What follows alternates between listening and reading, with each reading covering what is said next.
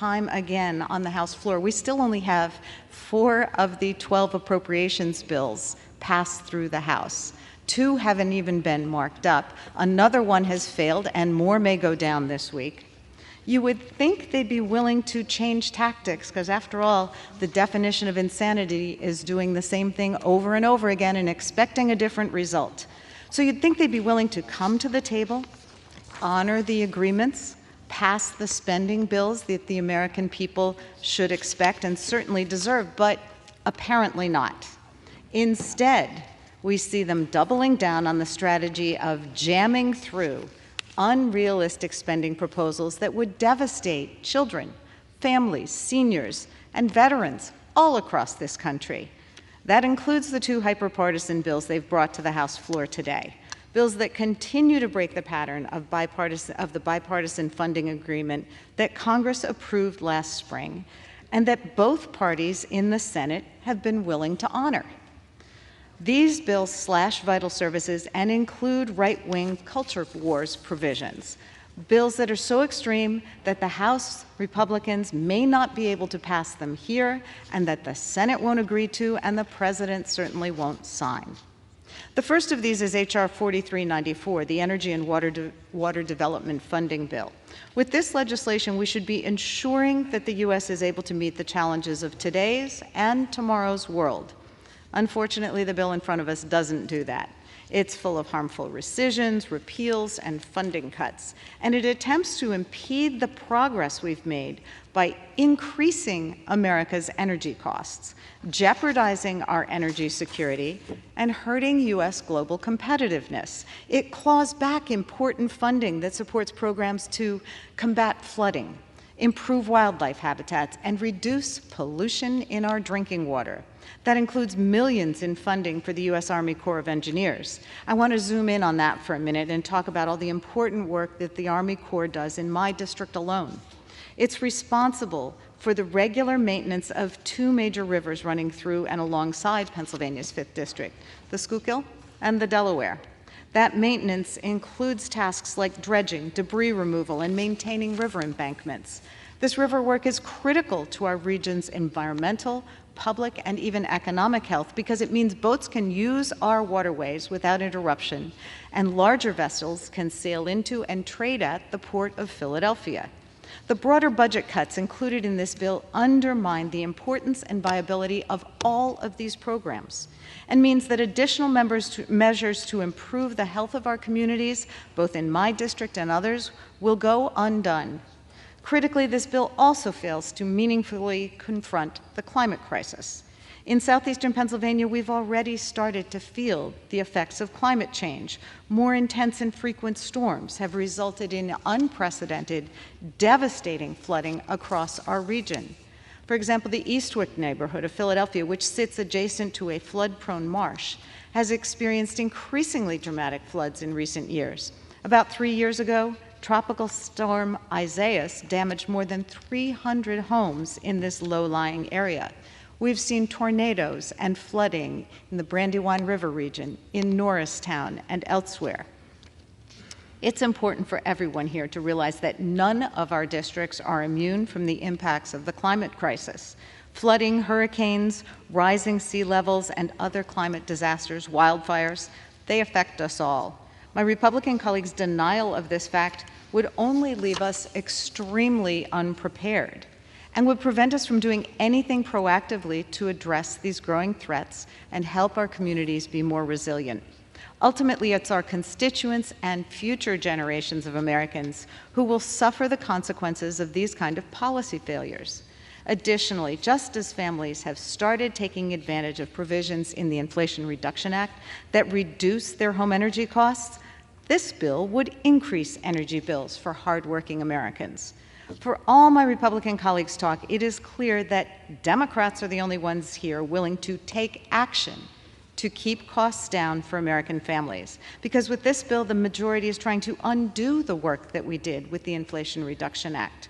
They want to slash funding for programs that help people to weatherize their homes, purchase efficient appliances, and have the ability to heat their homes, the money to do it. These programs have the potential to save Americans thousands of dollars a year. For the past several months, I've been holding meetings across my district to talk to constituents about these measures and help them access to improve their lives and their budgets.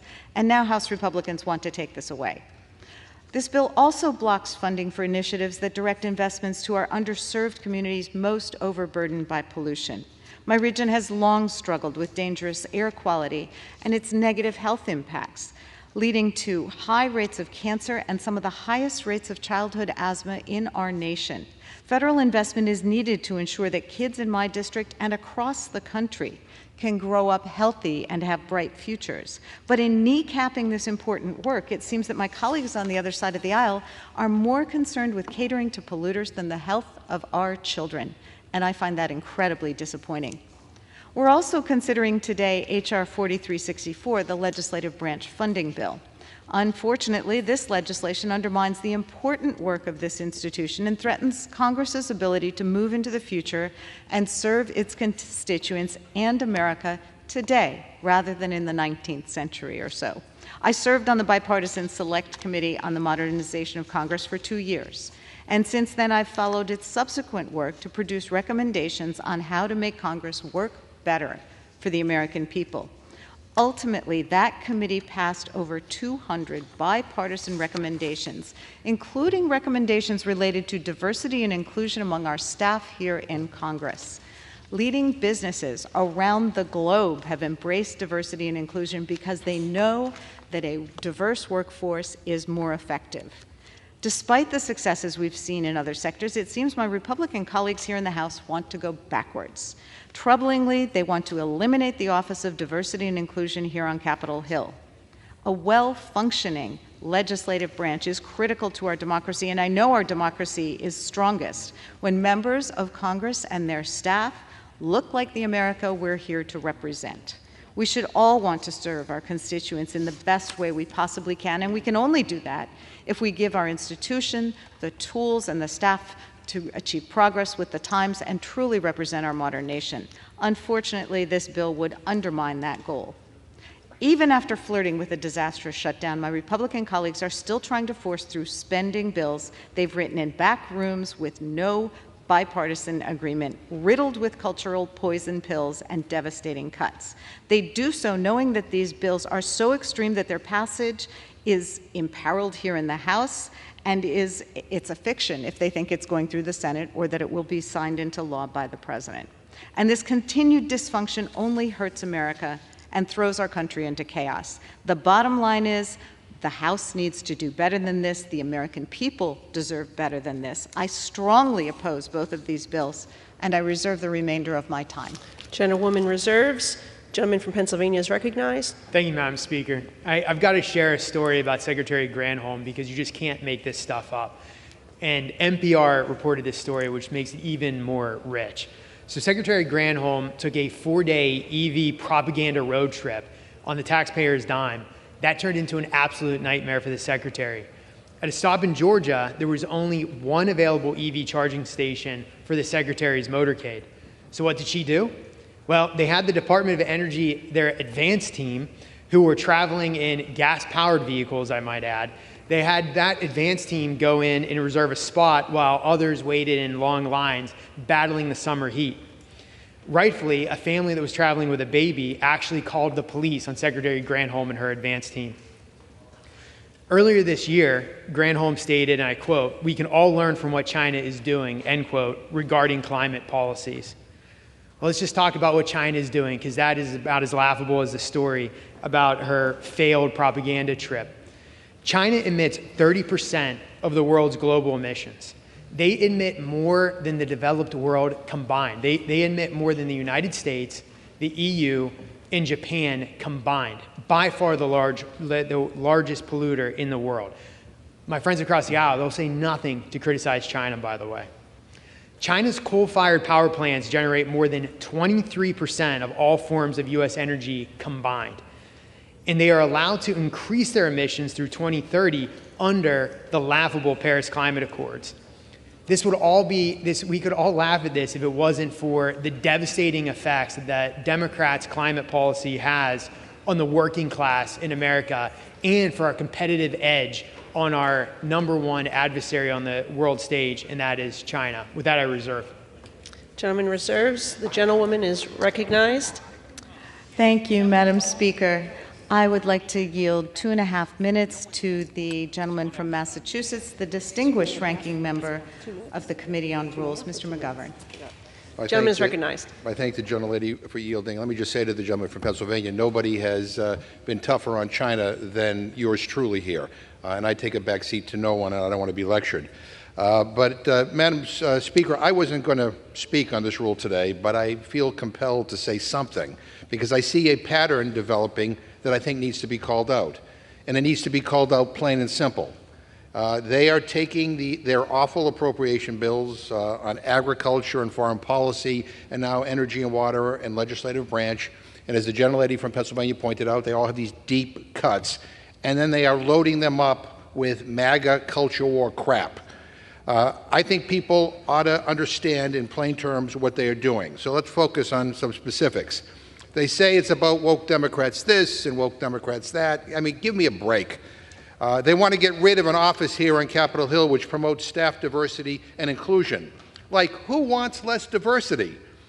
If you want everyone here to look the same, just say so.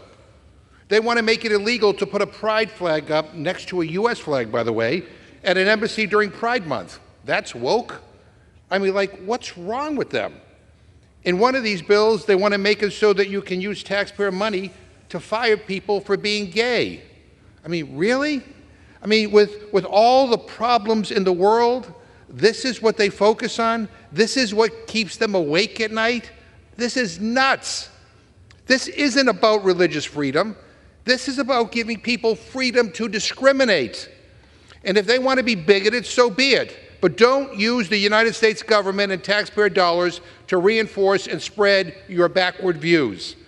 And the reason I wanted to come down here is that this isn't just about politics. Hate crimes against the LGBTQ community are going up. And my colleagues come to the floor not only failing to denounce that, but advancing ideas which signal to people that it's okay to discriminate, that it's okay to hate. It's sick. I get it.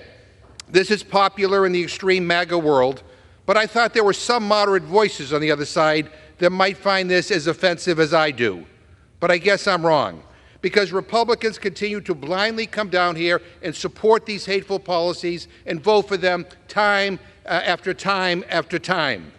And I just hope that the next speaker, whoever that may be, and maybe we'll find out today, I hope whoever that may be will do a better job of preventing this garbage from coming to the floor. But looking at the Republican Party in 2023, Gentleman's time has expired. The gentleman from Pennsylvania is recognized. Thank you, Madam Speaker. Well, you can't, let me be clear about something. You cannot be anti-China and be pro-EV. You can't be anti-China and be pro-Green New Deal. These things are completely incompatible with each other, and let me explain this. Throughout the Biden presidency, his administration has been dead set on advancing the foolish, reckless, and extreme Green New Deal agenda.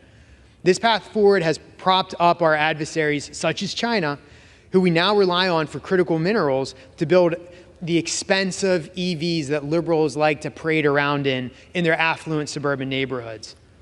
And Biden's officials openly acknowledge that fact. During an appropriations subcommittee hearing earlier this year, the Interior Secretary admitted that the Biden administration's Green New Deal policies actually make our nation more reliant on China. She admitted it at the hearing. And you know what? She's right. China accounts for 63% of the world's rare earth mining, 85% of rare earth processing, and 92% of rare earth magnet production. This plays a massive role in producing 70% of the global EV battery supply. And while Democrats cheer on these foreign green efforts, China is busy emitting more greenhouse gas than the U.S. and all other developed nations combined. It's never been more clear. When President Biden and the Democrats push for the green agenda, what they're really doing is empowering the Chinese Communist Party, and they're doing it at the expense of the American worker. With that, I reserve. The gentleman from Pennsylvania is recognized. Thank you. I just wish that our colleagues across the aisle were as concerned about the fact that this bill would increase our dependence on Russian oil that is being used to fund their illegal, their inhumane war against the Ukrainian people.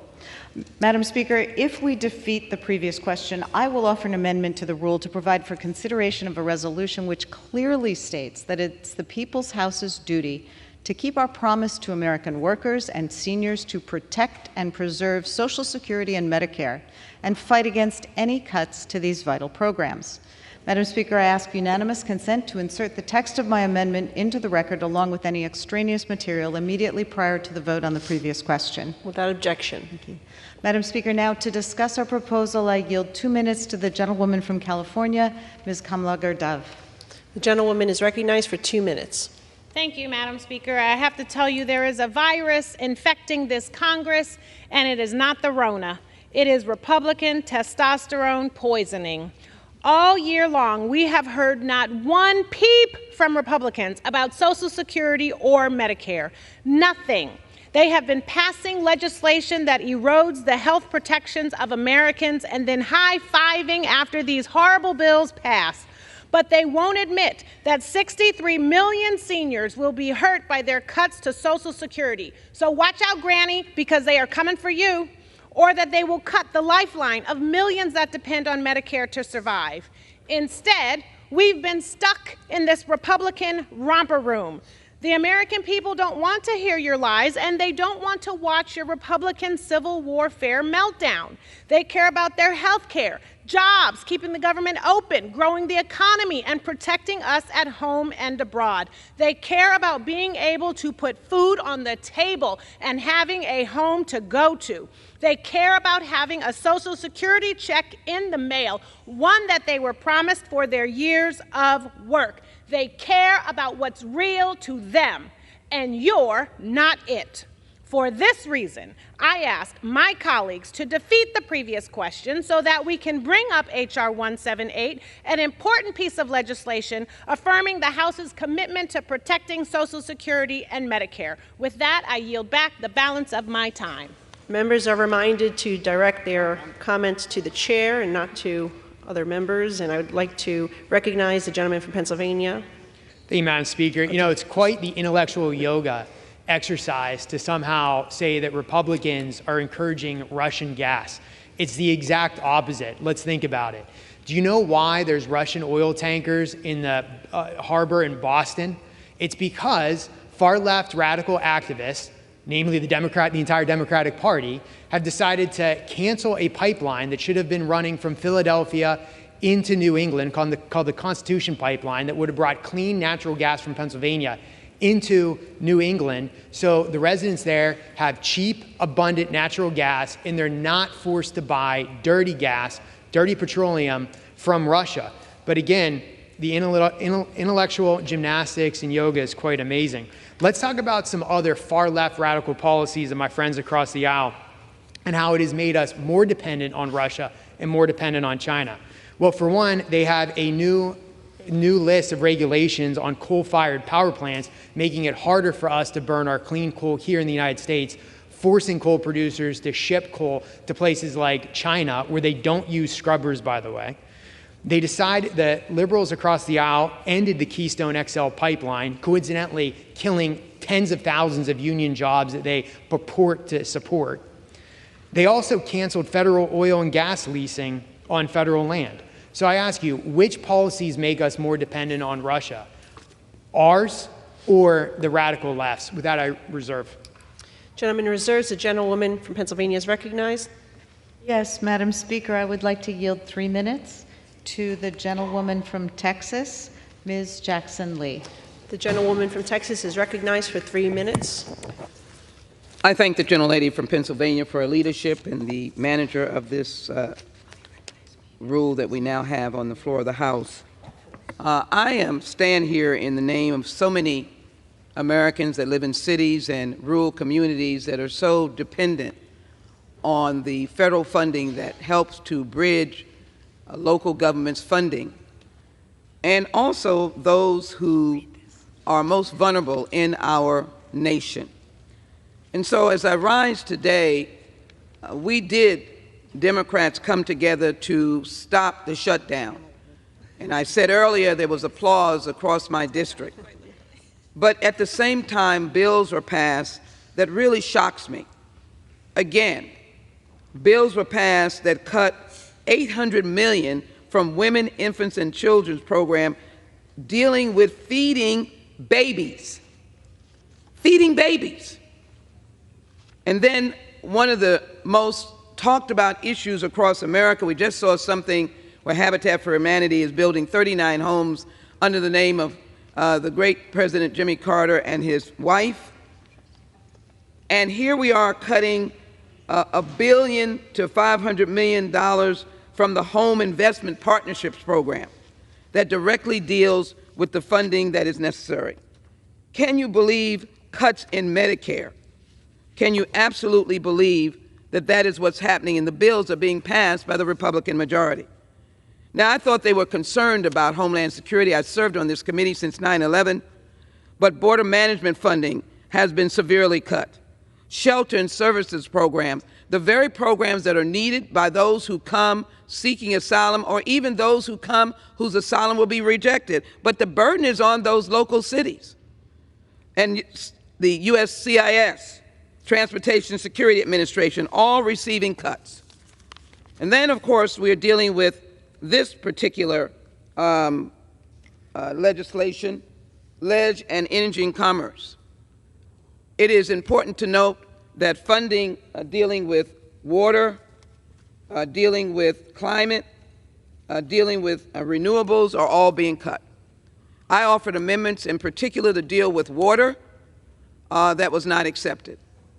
I offered amendments to ensure that DACA residents could be hired, which we have done before. Those are individuals that did not spend any time in their foreign land, brought here as children, and are now doctors, paramedics, lawyers, teachers because of the DACA program, and we cannot hire them. How insensitive is that? And then the attacks against the LGBTQ plus community. All of the amendments throughout the entire time that have attacked them.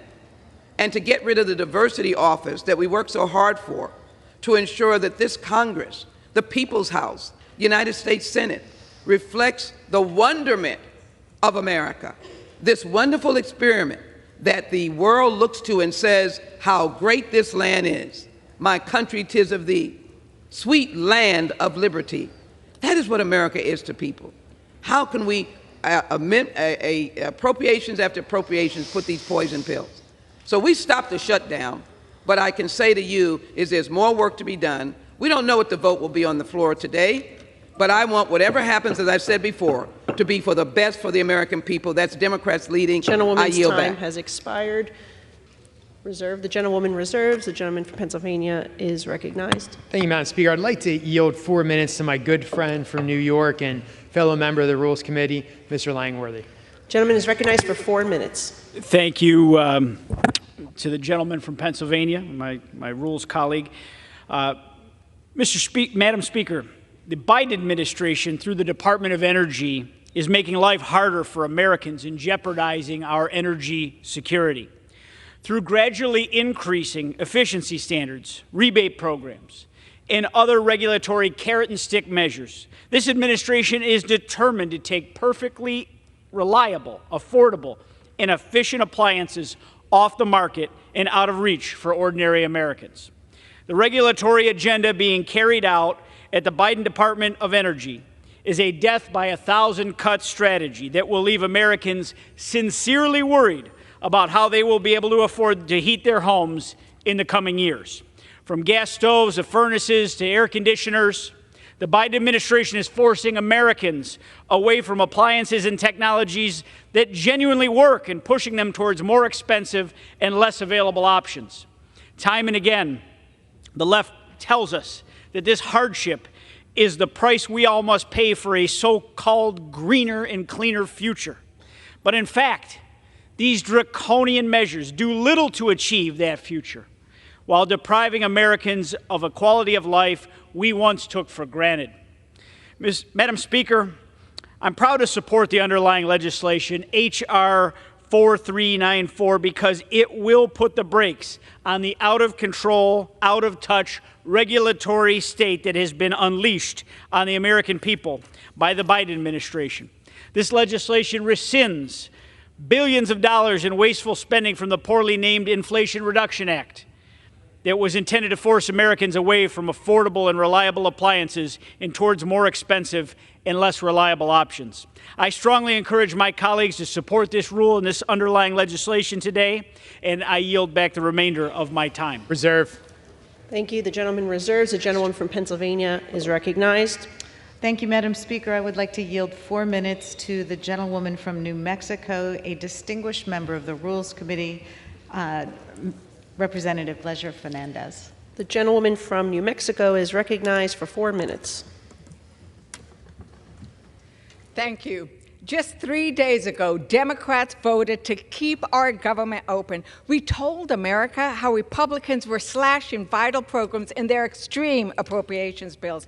We voted down the Republican plan to drastically cut programs that keep our babies, children, and their mothers from going hungry, cut public school funding, cut agricultural investments, and cut support for small businesses. That's what the Republicans wanted to do, but the American people heard our warnings, and their voices rang through Congress, and finally, we had a clean continuing resolution without those cuts on the House floor. With support from the American people, Democrats led the way in keeping our government open. It is a continuation of our work from last Congress, where Democrats passed laws to make investments in our future energy independence and in our vision for rural development that's been lacking for decades. In Jeremiah 29:11, the Lord says, my plan is not for you to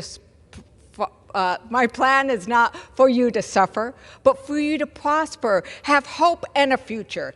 Democrats show that we are ready and willing to make that prosperity plan a reality for Americans, and especially for rural America. For too long in rural America and in rural New Mexico, our families have been leaving the farms and ranches that give us our identity, our herencia y cultura, and importantly, that give us the food we eat. Last year, Democrats passed bill after bill to change this trend. We want to invest in rural America. Through the Inflation Reduction Act and the CHIPS and Science Act, we can build the next generation of innovation in places like rural New Mexico. I'm looking forward to an enchanted innovation hub in New Mexico. But now that Republicans are in charge, they want to gut those bills, making rural families pay more and get less. The Republican energy bill we're considering today wants to gut rural projects like the Sunzia line in Corona, New Mexico, which just installed the largest wind farm in the country. I call it the Route 66 of renewable energy. These wind farms are generating revenues for multiple local ranchers. Let me tell you something. Many ranchers in the country don't make a profit. USDA reported in 2020 that ranchers didn't generate enough profit to cover their own living expenses and debt obligations for 9 out of 10 years. The Democrat Prosperity Plan changes that equation and allows ranchers to earn revenue from clean energy and from food production. What's more, a wind farm in a rural county like Lincoln, New Mexico, will provide $1.3 billion in taxes in 30 years. Lincoln County has never seen such revenue before and can use it to invest in rural health care and behavioral health. But rather than build on the transformational investments that Democrats made to support our rural communities, what are the Republicans doing? Gutting our progress. They want to look backwards. Indeed, all the appropriation bills that the Republicans are putting forth hurt American competitiveness, they hurt rural areas, and they hurt families who need to save money. Rather than incentivizing the programs that our children will need to save this planet and outcompete China, Republicans are taking us backwards. I urge my colleagues to vote for a future where the Democratic Prosperity Plan can become a reality. I urge my colleagues to vote no on this rule. And with that, I yield back. Thank you. Gentlewoman reserves. The gentleman from Pennsylvania is recognized. Thank you, Madam Speaker. Talking more about the Democratic fascination with helping China, let's go back to 2022.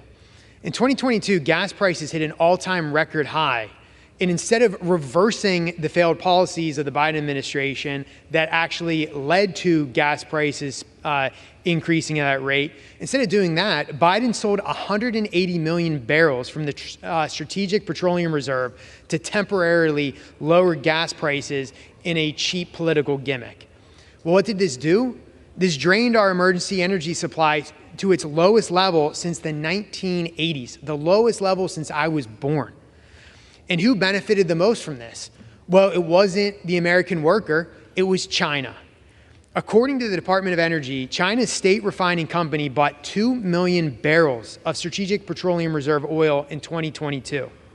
So instead of powering China's economy, House Republicans are passing legislation this week that actually lowers energy costs, that ends radical Green New Deal programs, and restores our energy independence.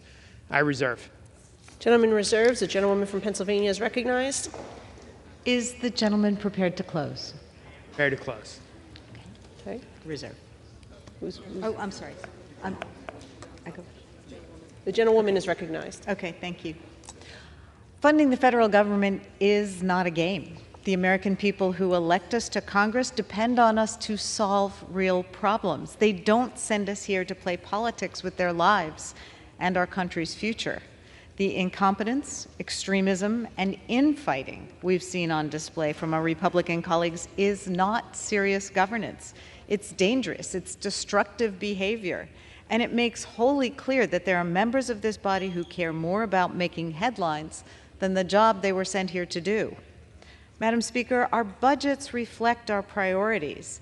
Democrats are here to put people over politics, and these bills make it clear that my Republican colleagues are prioritizing scoring political points over working for American families or strengthening this body and our democracy or protecting our planet. Madam Speaker, I urge my colleagues to oppose the previous question and the rule, and I yield back the balance of my time. The gentleman from Pennsylvania is recognized. Thank you, Madam Speaker. I'm prepared to close, and I would yield myself the balance of my time. Madam Speaker, it's clear. President Biden's energy policies benefit our foreign adversaries, not the American worker. The Biden administration has made our vehicle market heavily dependent on communist China. The administration has also cut deals with Iran. I might remind everybody that Iran is a state sponsor of terror.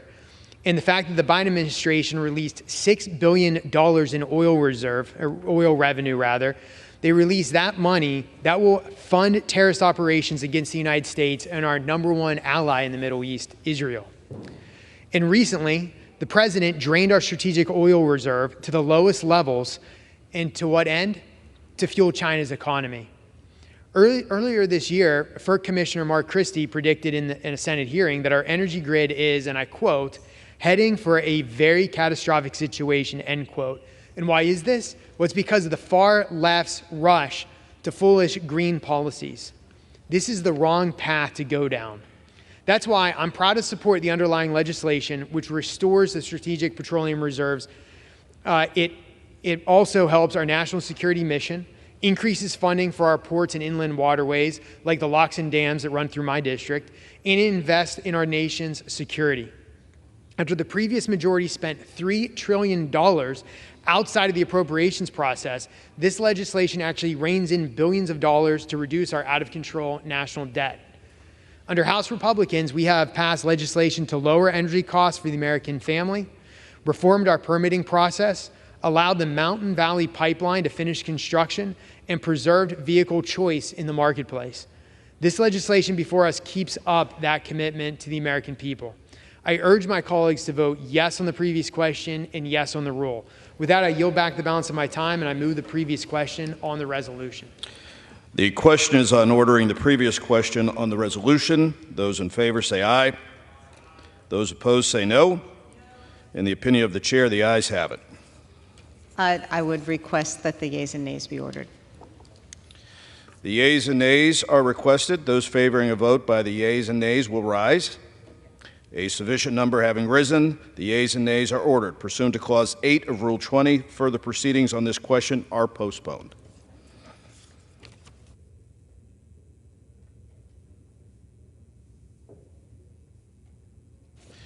Pursuant to Clause 12A of Rule 1, the Chair declares the House in recess subject to the call of the Chair.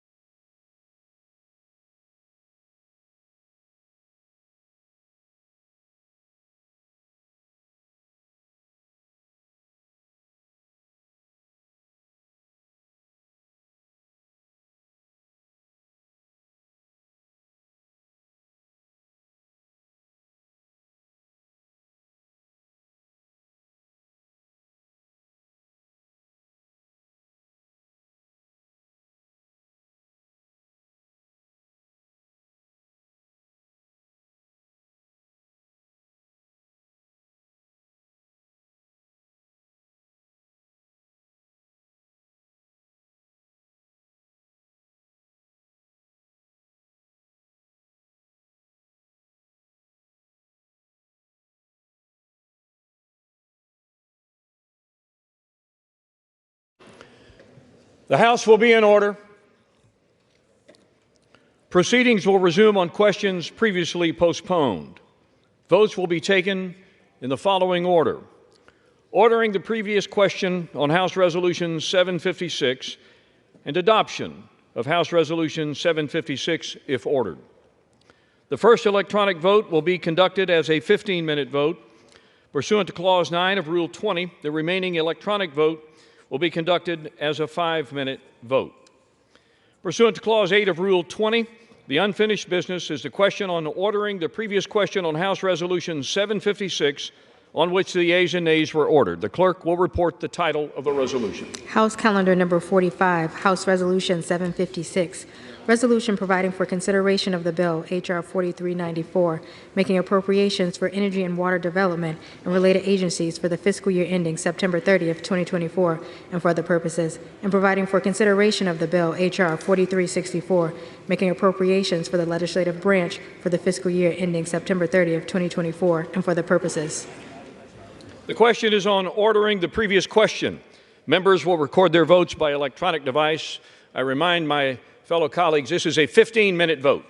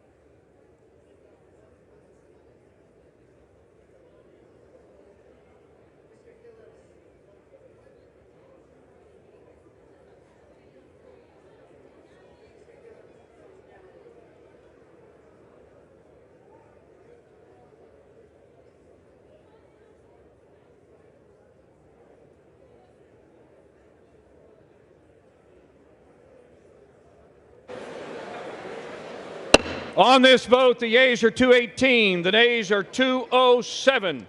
The previous question is ordered. The question is on adoption of the resolution. Those in favor will say aye.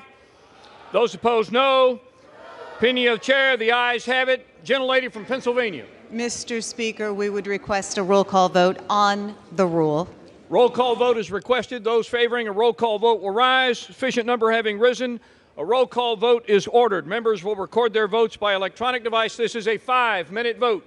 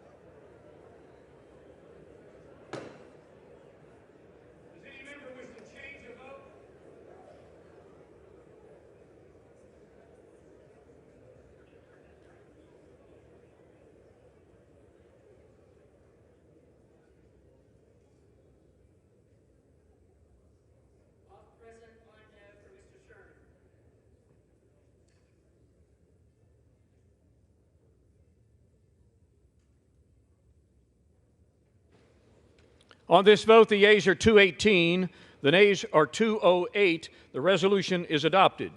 Without objection, the motion to reconsider is laid on the table. For what purpose does the gentleman from Florida seek recognition? Mr. Speaker, I rise to a question of the privileges of the House and offer the resolution I previously noticed. The clerk will report the resolution. House Resolution 757, resolved that the office of the Speaker of the House of Representatives is hereby declared to be vacant. The resolution qualifies as a question of the privileges of the House. For what purpose does the gentleman from Oklahoma seek recognition? Motion to table at the desk. The clerk will report the motion. Mr. Cole of Oklahoma moves to lay the resolution on the table. The question is on the motion to lay the resolution on the table. Those in favor will say aye. Aye. Those opposed, no. No. In the opinion of the chair, the ayes have it. Gentlelady from Pennsylvania. Yes, we would request the yeas and nays on this vote. The yeas and nays are requested. Those favoring a vote by the yeas and nays will rise. Sufficient number having risen, the yeas and nays are ordered. Members will record their votes by electronic device. This is a 15-minute vote.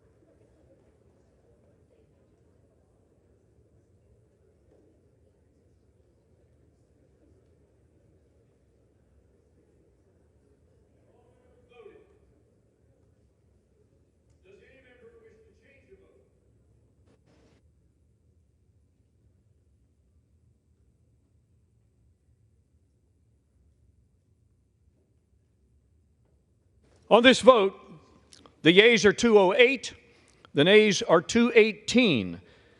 The motion is not adopted. Pursuant to Clause 2A2 of Rule 9, the gentleman from Florida, Mr. Gates, and the gentleman from Oklahoma, Mr. Cole, will each control 30 minutes. The chair recognizes the gentleman from Florida. Thank you, Mr. Speaker. I yield such time as he may consume to my colleague from Virginia, Mr. Good.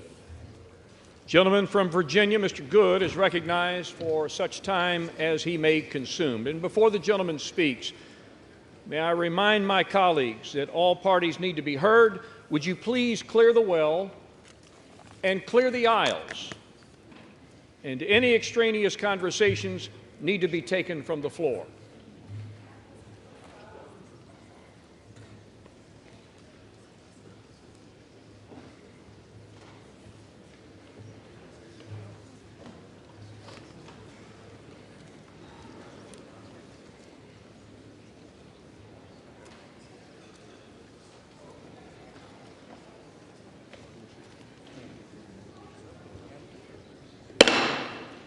Gentleman from Virginia is recognized.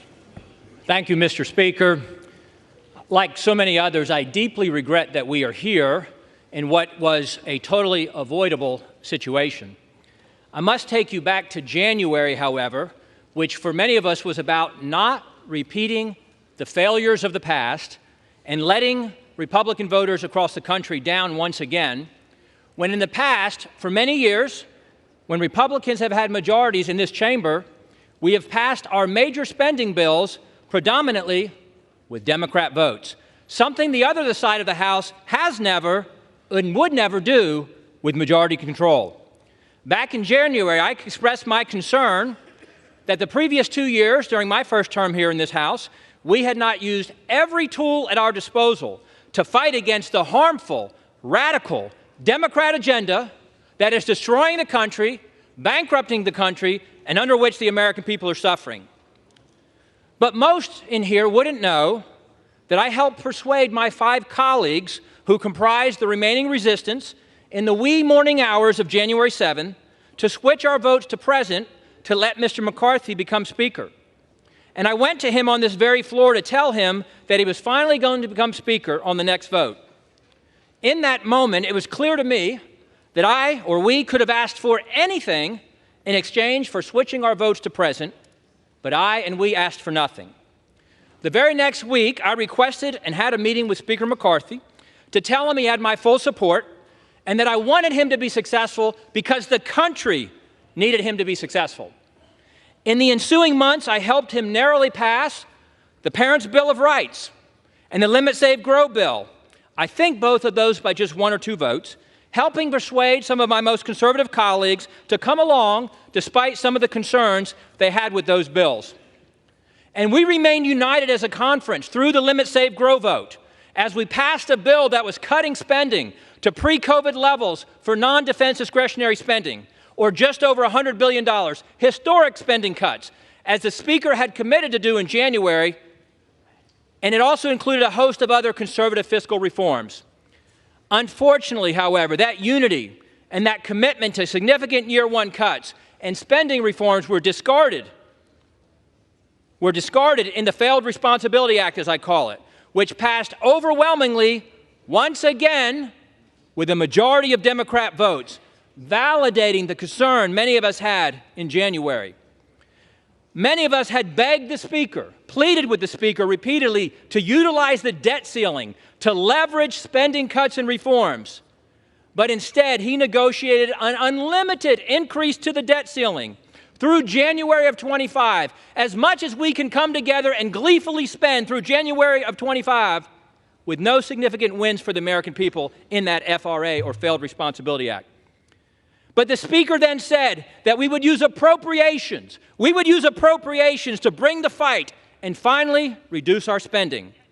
He said the levels of the FRA were the ceiling and not the floor, and recommitted multiple times to go back to the $1.471 trillion that was the Limit, Save, Grow levels, radically, historically, saving $100 billion and lowering the deficit this year under Republican majority from $2.2 trillion to $2.1 trillion.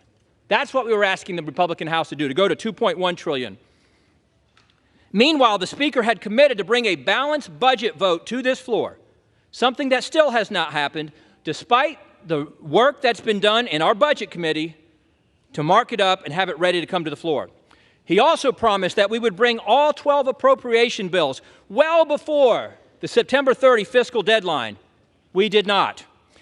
We simply, as Republicans, needed the Speaker to cast the vision, request the support of the entire conference, all of whom voted for the limit, save, grow levels, except for 4 who wanted to go even further, to lead us in joining him, sticking with him, supporting him, and sending the most conservative spending bills with the most conservative cuts possible to the Senate as the best starting position for negotiations with the Senate. Many of us begged and pleaded with the Speaker to do that over the past 5 months. When the Speaker failed us to pass our spending bills, bringing only 1 of 12 to the floor before the August district work period, members began to negotiate amongst themselves without the Speaker to find compromise. I was among those who reluctantly agreed last month to split the difference between failed responsibilities 1.586 and the limit, save, grow 1.471. I reluctantly agreed to do that, to go to 1.526 in order to pass our bills on to the Senate. We then essentially forced the Speaker, with the pressure of the calendar, the debt ceiling, or excuse me, the shutdown threat of the calendar, to bring those 4 bills to the floor last week, all of which I voted for, despite some of them not cutting to the levels we'd agreed to and other concerns I had with the bills. I reluctantly voted for the 30-day conditional CR, or continuing resolution, because it cut an additional $10 billion in the month of October, going back to the pre-COVID 1.471 levels for defense, non-defense discretionary, 30%, and it had border security. I voted for that. However, when that vote failed, the Speaker this past Friday in the Republican conference meeting made it abundantly clear that he was willing to do anything to avoid the temporary discomfort and the pressure of a pause in the 15% of the non-essential federal government operations, which would guarantee that we would lose to the Senate Democrats and the White House. If you're not willing to say no, then you're guaranteed to lose.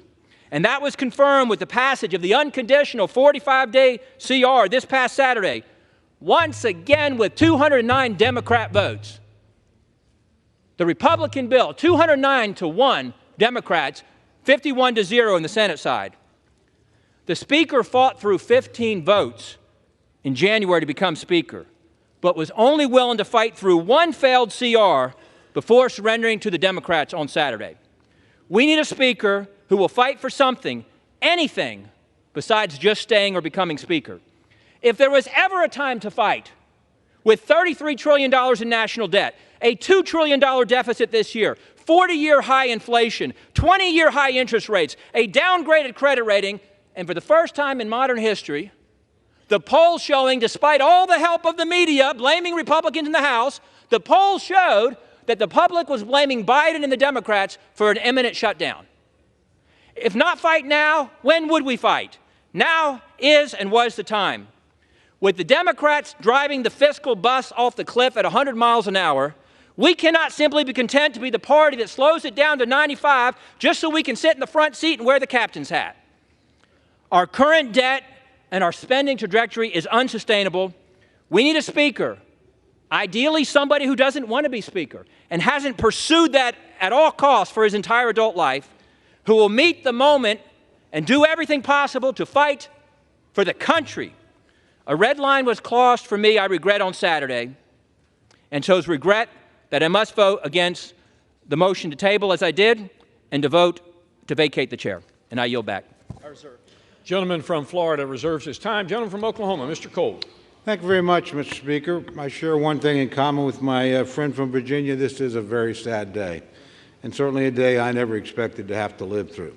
You know, I think broadly speaking, as I look across this floor, you can divide members into 3 groups. I'm very happy to be in the first group. The overwhelming majority of my party supports the Speaker that we elected. We're proud of the leadership he's shown. We're proud of the manner in which he's been willing to work with everybody in our conference and, I believe, in this chamber. There's a second group, small group. Honestly, they're willing to plunge this body into chaos and this country into uncertainty for reasons that only they really understand. I certainly don't. And then there are friends on the other side. I mean friends, honestly, with great sincerity. I have a lot of friends over there. And I recognize that my friends on the other side have a very complex set of partisan, personal, and political calculations to make. And I certainly wouldn't presume to give them any advice about that. But I would say, think long and hard before you plunge us into chaos, because that's where we're headed if we vacate the speakership. You know, I personally think there's really three reasons why we've come to this point. That's because at each three of these critical minutes, the Speaker did the right thing. First, there was a Speaker vote. You know, he got 85% of the vote in our conference, 90% of the vote from Republicans on this floor. Yet we had a small group that decided, no, they would dictate what they want. He didn't let that happen. He fought. Now, he fought for himself, but he fought for 90% of us, too, that wanted him to be the Speaker. And I appreciate that. Then, of course, we had the debt ceiling deal.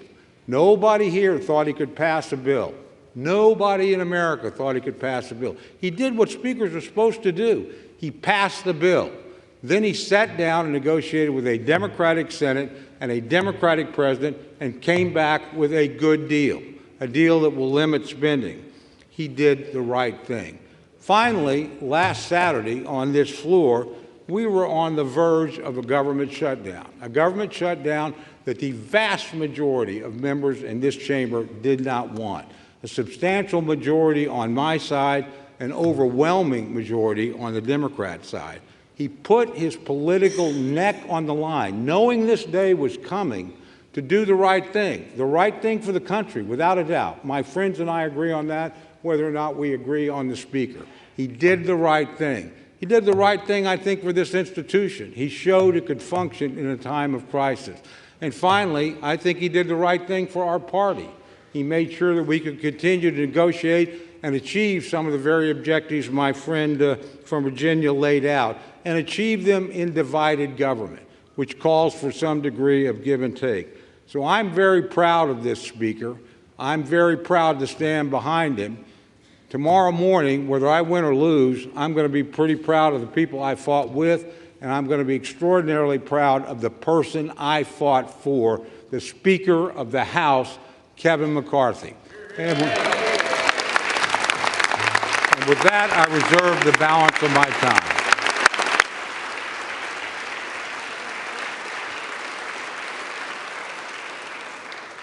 Gentleman from Oklahoma's time is reserved.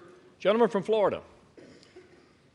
Mr. Speaker, my friend from Oklahoma says that my colleagues and I who don't support Kevin McCarthy would plunge the House and the country into chaos. Chaos is Speaker McCarthy. Chaos is somebody who we cannot trust with their word. The one thing that the White House, House Democrats, and many of us on the conservative side of the Republican caucus would argue is that the thing we have in common, Kevin McCarthy said something to all of us at one point or another that he didn't really mean and never intended to live up to. I don't think voting against Kevin McCarthy is chaos. I think $33 trillion in debt is chaos. I think that facing a $2.2 trillion annual deficit is chaos. I think that not passing single subject spending bills is chaos. I think the fact that we have been governed in this country since the mid-90s by continuing resolution and omnibus is chaos. And the way to liberate ourselves from that is a series of reforms to this body that I would hope would outlast Speaker McCarthy's time here, would outlast my time here, and would outlast either of our majorities. Reforms that I have heard some of the most conservative members of this body fight for, and some of the reforms that we've been battling for that I've even heard those in the Democrat caucus say would be worthy and helpful to the House, like open amendments, like understanding what the budget is. We have been out of compliance with budget laws for most of my life, most of many of your lives. And by the way, if we did those things, if we had single subject bills, if we had an understanding on the top line, if we had open amendments, if we had trust and honesty and understanding, there would be times when my conservative colleagues and I would lose, might be a few times when we'd win. There'd be times that we would form partnerships that might otherwise not be really predictable in the American body politic, but the American people would see us legislating. These last few days, we've suspended the momentum that we had established the week earlier, where we were bringing bills to the floor, voting on them, staying late at night, working hard. That's what the American people expect.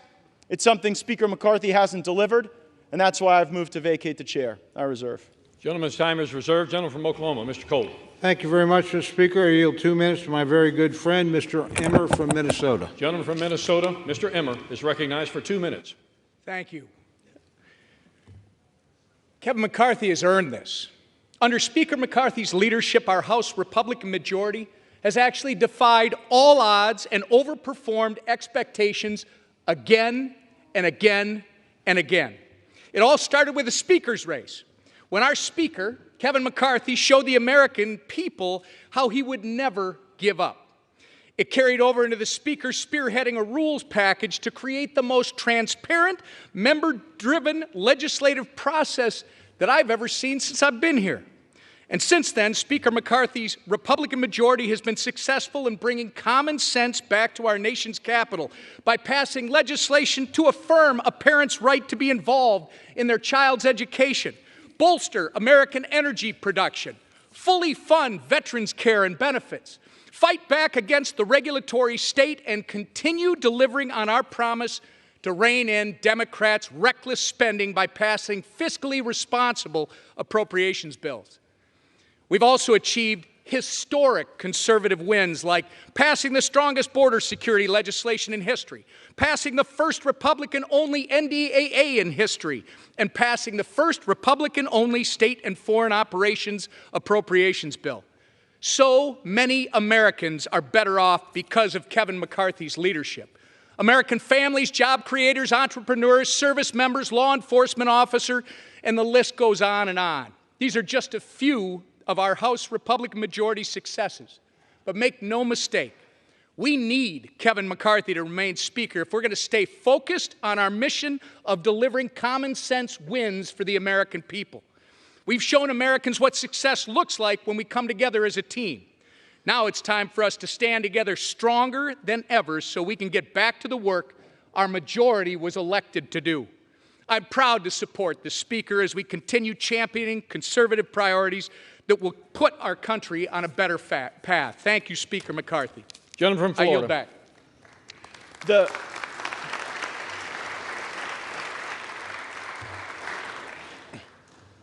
The opening line of my colleague's speech was that Speaker McCarthy always overperforms expectations, but after tweeting "Bring it," and after engaging in profane-laced tirades at House conference, he just lost a motion to table. So I wouldn't necessarily consider that overperforming expectations. And time and again, I've heard my colleagues say that, well, he deserves it because he went through a tough speaker contest. Let me let everyone know, he prevailed in that speaker contest because he made an agreement to fulfill certain commitments to make this an open and honest process, and he has failed to meet those commitments, and that's why we are here. I reserve. Gentleman reserves his time. Gentleman from Oklahoma, Mr. Cole. Thank you very much, Mr. Speaker. I yield 3 minutes to my very good friend, Mr. Jordan of Ohio. Gentleman from Ohio is recognized for 3 minutes. I thank the gentleman for yielding. On January 3rd, we said the 118th Congress is about 3 things. Pass the bills that need passed, do the oversight work that needs to be done, and stop the inevitable omnibus that comes from the United States Senate right before the holidays. Kevin McCarthy has been rock solid on all 3. We have passed the bills we told the American people we would pass. 87,000 IRS agents, that bill passed.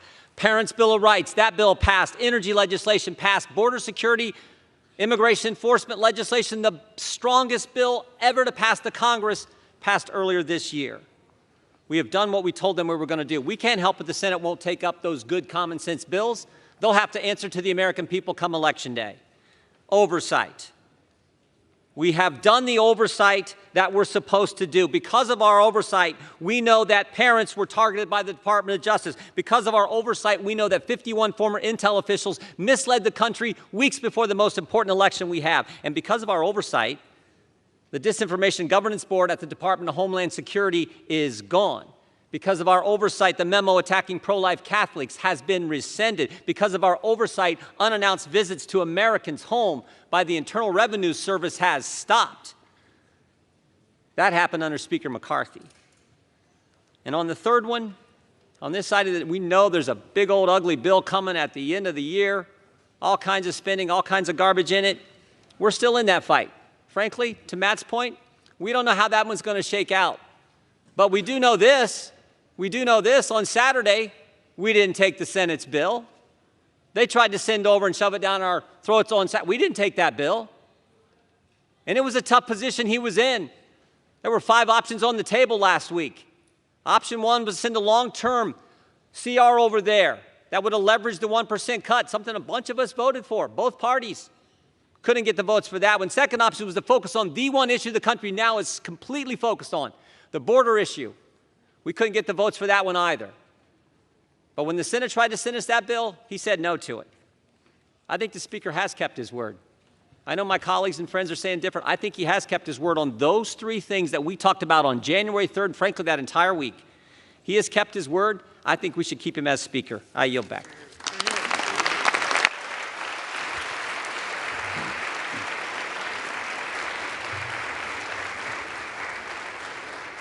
Gentleman from Florida is recognized. Yeah, the problem with my friend from Ohio's argument is that many of the bills he referenced as having passed are not law. We are on a fast track to an omnibus bill, and it is difficult to champion oversight when House Republicans haven't even sent a subpoena to Hunter Biden. So it's hard to make the argument that oversight is the reason to continue when it sort of looks like failure theater. I yield such time as you may consume to my colleague from Arizona, Mr. Bates.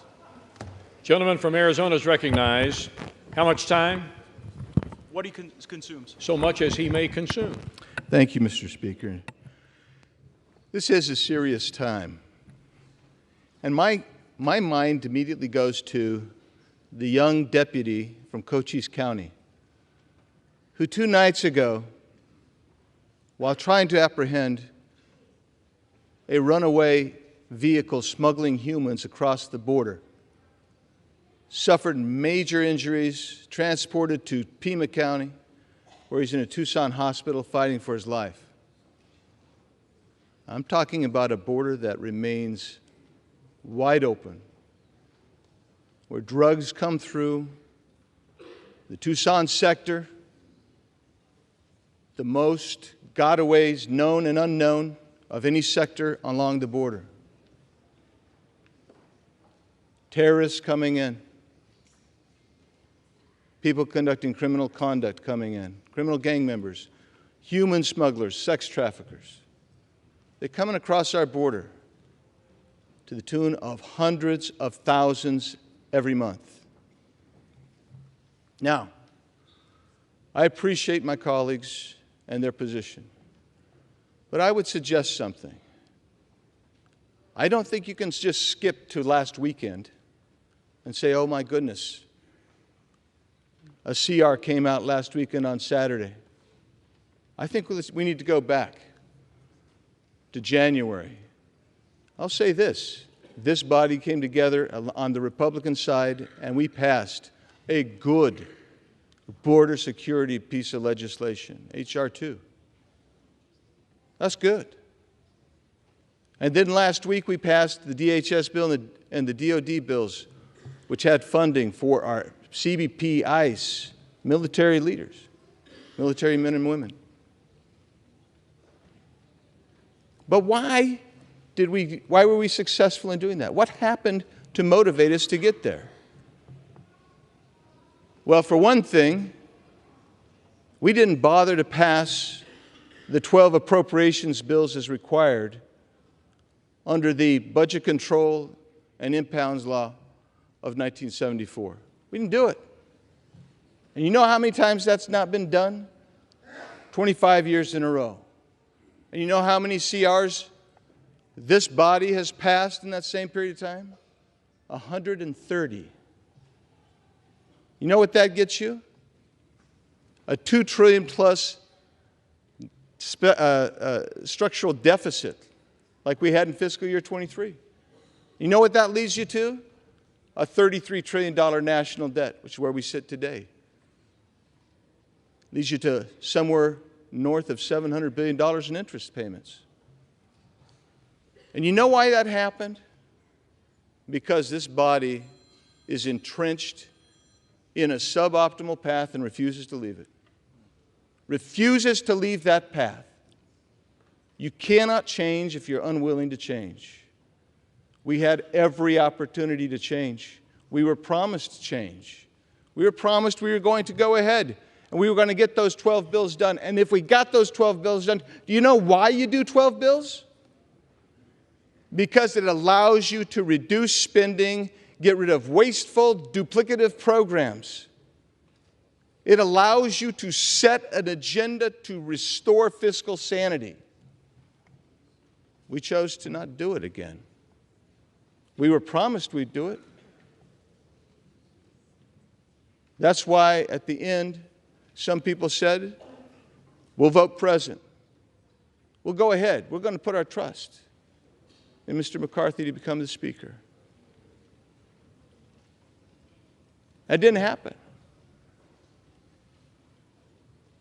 I suspected that would be the case. That was my struggle. That was my struggle last November and December. I iterated it to this body, our conference anyway.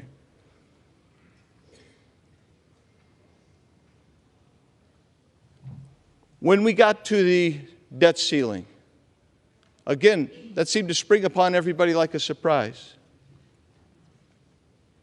And when that happened, I was in there for some of those negotiations on where that number would be. And I was astonished how that $1.5 trillion number was negotiated. Unbelievable. Unbelievable. But I will tell you this. To his credit, the Speaker told us one thing that I believe to be true. He said that that's basically the ante in a poker game. He can sit down at the table. And I told my colleagues who supported that $1.5 trillion in 8 months, that you're willing to raise the debt ceiling, that's the opening marker. And indeed it was. And now projections are many $trillion above that.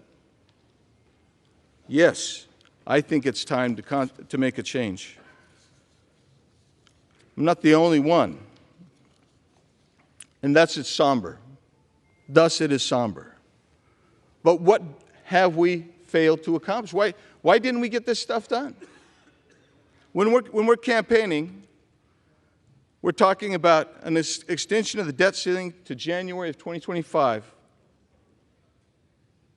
We're talking about additional Ukraine funding. Is that going to be, maybe that's good in your districts. Maybe it's not. But that money's not offset. We're not paying for it. We haven't designated how we're going to pay for that. The same with the disaster package.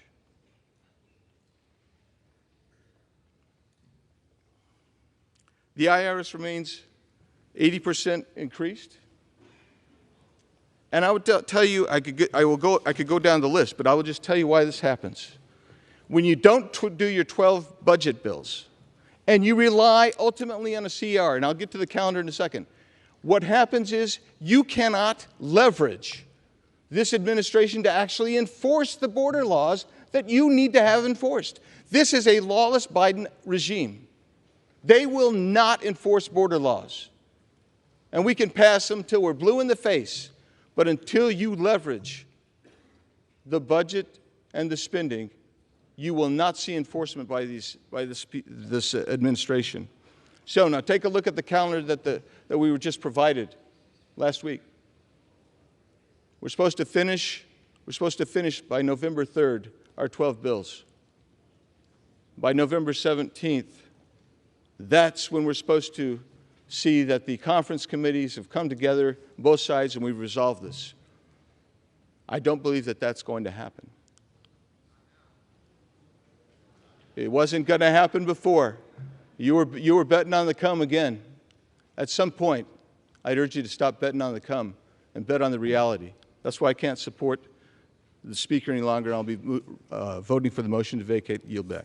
Reserve. Gentleman yields back his time. Gentleman from Florida. Reserves. Reserves. Members are advised to direct your comments to the chair, please. Gentleman from Oklahoma. Thank you, Mr. Speaker. Mr. Speaker, I yield 2 minutes to my very good friend from Arkansas, Mr. Westerman. Gentleman from Arkansas, Mr. Westerman, is recognized for 2 minutes. Selah, S-E-L-A-H, Selah. This unique word scattered throughout the Psalms signals to the reader to pause, reflect, consider, and maybe take a deep breath before moving on. Psalmists use Selah to emphasize the significance of a statement. For example, King David wrote, "Blessed be the Lord who daily bears our burden, the God who is our salvation." Selah. That is a profound statement with huge implications. It deserves more than a cursory consideration. Within the next hour, this House will vote yea or nay to vacate the Speaker's chair, a profound action with huge implications. This was last tried in 1910. Joseph Cannon won the vote. 113 years later, my office is in the Cannon Office Building, and Uncle Joe Cannon's statue sits just outside this chamber. No living human has taken the vote we're about to take. It deserves that we pause, we reflect, that we consider deeply the ramification of our actions. To my fellow Republicans who would consider voting yes to removing our Republican Speaker, please pause and ask yourself 2 questions. Will your yes vote make America stronger? Will your yes vote strengthen conservative policies? If you believe yes is the right vote, please stand before this body and the American people and articulate your plan, not your grievances or your wishes, your plan. Convince the mass majority of the Republican conference that strongly disagrees with you to follow you. If you cannot do that, which you have failed to do so far, then voting yes is at the least a disruptive overreaction. In reality, it's selfish, bad for conservative policies, and bad for America. That's why I strongly support Speaker Kevin McCarthy, and why without hesitation or reservation, I will vote no on this disastrous resolution. I yield back.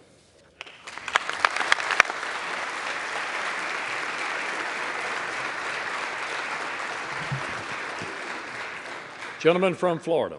There's nothing selfish about wanting a Speaker of the House who tells the truth. I reserve. Gentleman reserves his time. Gentleman from Oklahoma, Mr. Cole. Mr. Speaker, I yield 2 minutes to my very good friend from Kentucky and fellow member of the Rules Committee, Mr. Massey. The gentleman from Kentucky, Mr. Massey, is recognized for 2 minutes. Mr. Speaker, as the only still serving co-author and co-sponsor of the motion to vacate Speaker Boehner, I can tell you this motion to vacate is a terrible idea. As the only member who's serving here who took every chance to vote against Speaker Boehner and to vote against Speaker Ryan, I can tell you that this chamber has been run better, more conservatively, and more transparently under Mr. McCarthy than any other speaker that I have served under. As a member of the Rules Committee, one of three conservatives who were placed there out of trust, the Speaker gave us a blocking position by putting 3 of us on there to keep an eye on the Rules Committee to make sure the process was fair and even. I can tell you it's been fair and even. None of us are voting against the Speaker today. Regular order is at odds with predetermined outcomes. Yet the Speaker is being accused of not holding to regular order and predetermined outcomes at the same time. It is not possible. You cannot be for both at the same time. I was a party to the January agreement, and I can tell you that there were promises in there, but there was never a promise for an outcome. There was never a promise that you could force Joe Biden to sign something. There was only the promise that we would try, and try we have. We have tried in the Rules Committee. We have tried on the floor. We've been trying this since the summer, and there's enough blame to go around for why we don't have 12 bills, but part of it was a relitigation of the debt limit deal. By the way, there was no promise on the debt limit deal, no conditions on that in January, 0 whatsoever. I was in the room for that. So the 12 bills were delayed over what? $100 billion. That's a lot of money. But it's nothing compared to the $2 trillion that I came here to object to when Speaker Pelosi and President Trump pushed that bill through. We've had over 500 amendments. Listen, this is a referendum on this institution. We have tried regular order. Speaker McCarthy has tried regular order. If regular order fails today, if you vacate the Speaker, nobody is going to try it again. Gentleman's time has expired. This institution will fail. Please do not vacate the Speaker.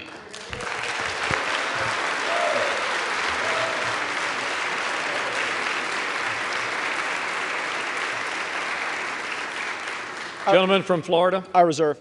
Gentleman from Florida reserves his time. Gentleman from Oklahoma, Mr. Cole. Thank you very much, Mr. Speaker. I yield 2 minutes to my very good friend from California, Mr. McClintock. Gentleman from California, Mr. McClintock, is recognized for 2 minutes. Mr. Speaker, if there was ever a time for sobriety, wisdom, and caution in this House, it is right now.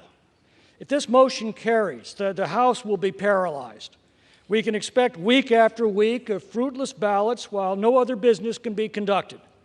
The Democrats will revel in Republican dysfunction, and the public will rightly be repulsed. It'll end when the Democrats are able to enlist a rump caucus of Republicans to join a coalition to end the impasse. This House will shift dramatically to the left and will effectively end Republican House majority that the voters elected in 2022. And this, in turn, will neutralize the only counterweight in our elected government to the woke left's control of the Senate and the White House at a time when their policies are destroying our economy and have opened our borders to invasion. There are turning points in history whose significance is only realized by the events that they unleash. This is one of those times. We are at the precipice. There are only minutes left to come to our senses and realize the grave danger our country is in at this moment. Dear God, grant us the wisdom to see it and to save our country from it.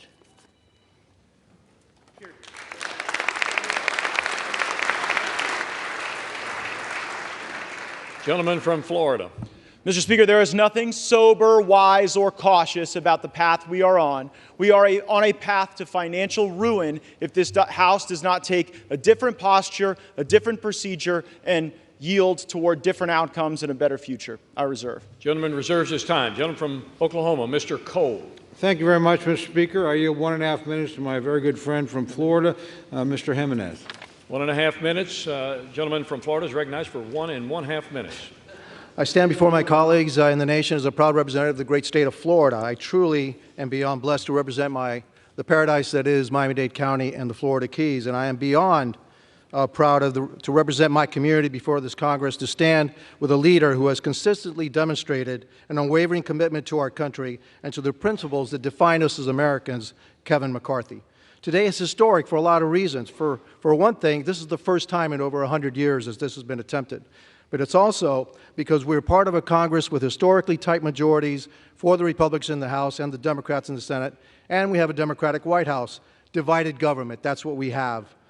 The need to negotiate, to find solutions to the issues facing this country. That's a reflection of the principles that are uniquely American, principles that make this country exceptional, and principles that allowed me, an exile who came here from Cuba, fleeing communist Cuba, to serve in this very institution. You see, I wasn't born here, and everything that I am, everything that I ever will be, is thanks to America.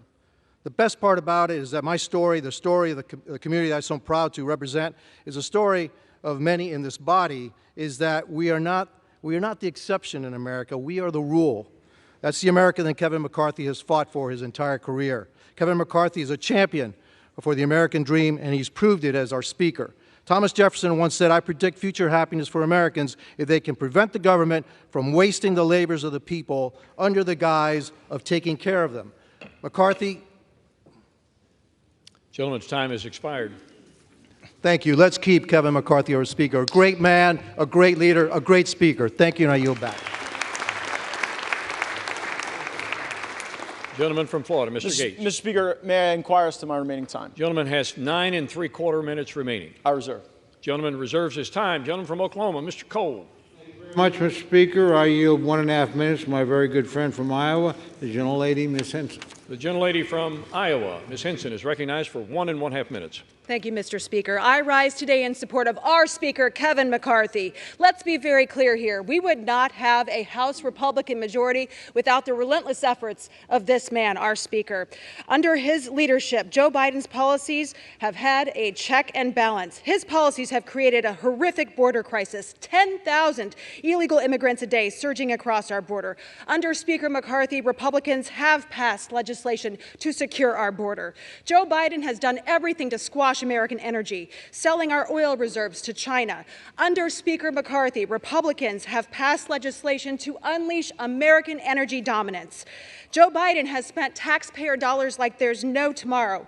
Under Speaker McCarthy, we have returned to passing single-subject appropriations bills and ending the status quo of omnibus spending. One of the most valuable pieces of advice that I received was from Kevin McCarthy when I got here to D.C. He told me to separate the signal from the noise. The noise is those who are causing chaos for their own personal benefit while ignoring the needs of their constituents and this country, grinding our work here to a halt. The signal is the many accomplishments that we've delivered for the American people with Speaker McCarthy at the helm. The signal is the failures coming out of the White House time and time again. The signal is the work that we must do today and going forward to save our country for my kids and yours. My colleagues today here have a choice. Be a chaos agent or get back to work. So I call on my colleagues, let's separate the signal from the noise. Let's support our Speaker, Kevin McCarthy, so we can get back to work for the American people. Thank you, Mr. Speaker. I yield back. Gentleman from Florida, Mr. Gates. Thank you, Mr. Speaker. I think I've caught the signal, too.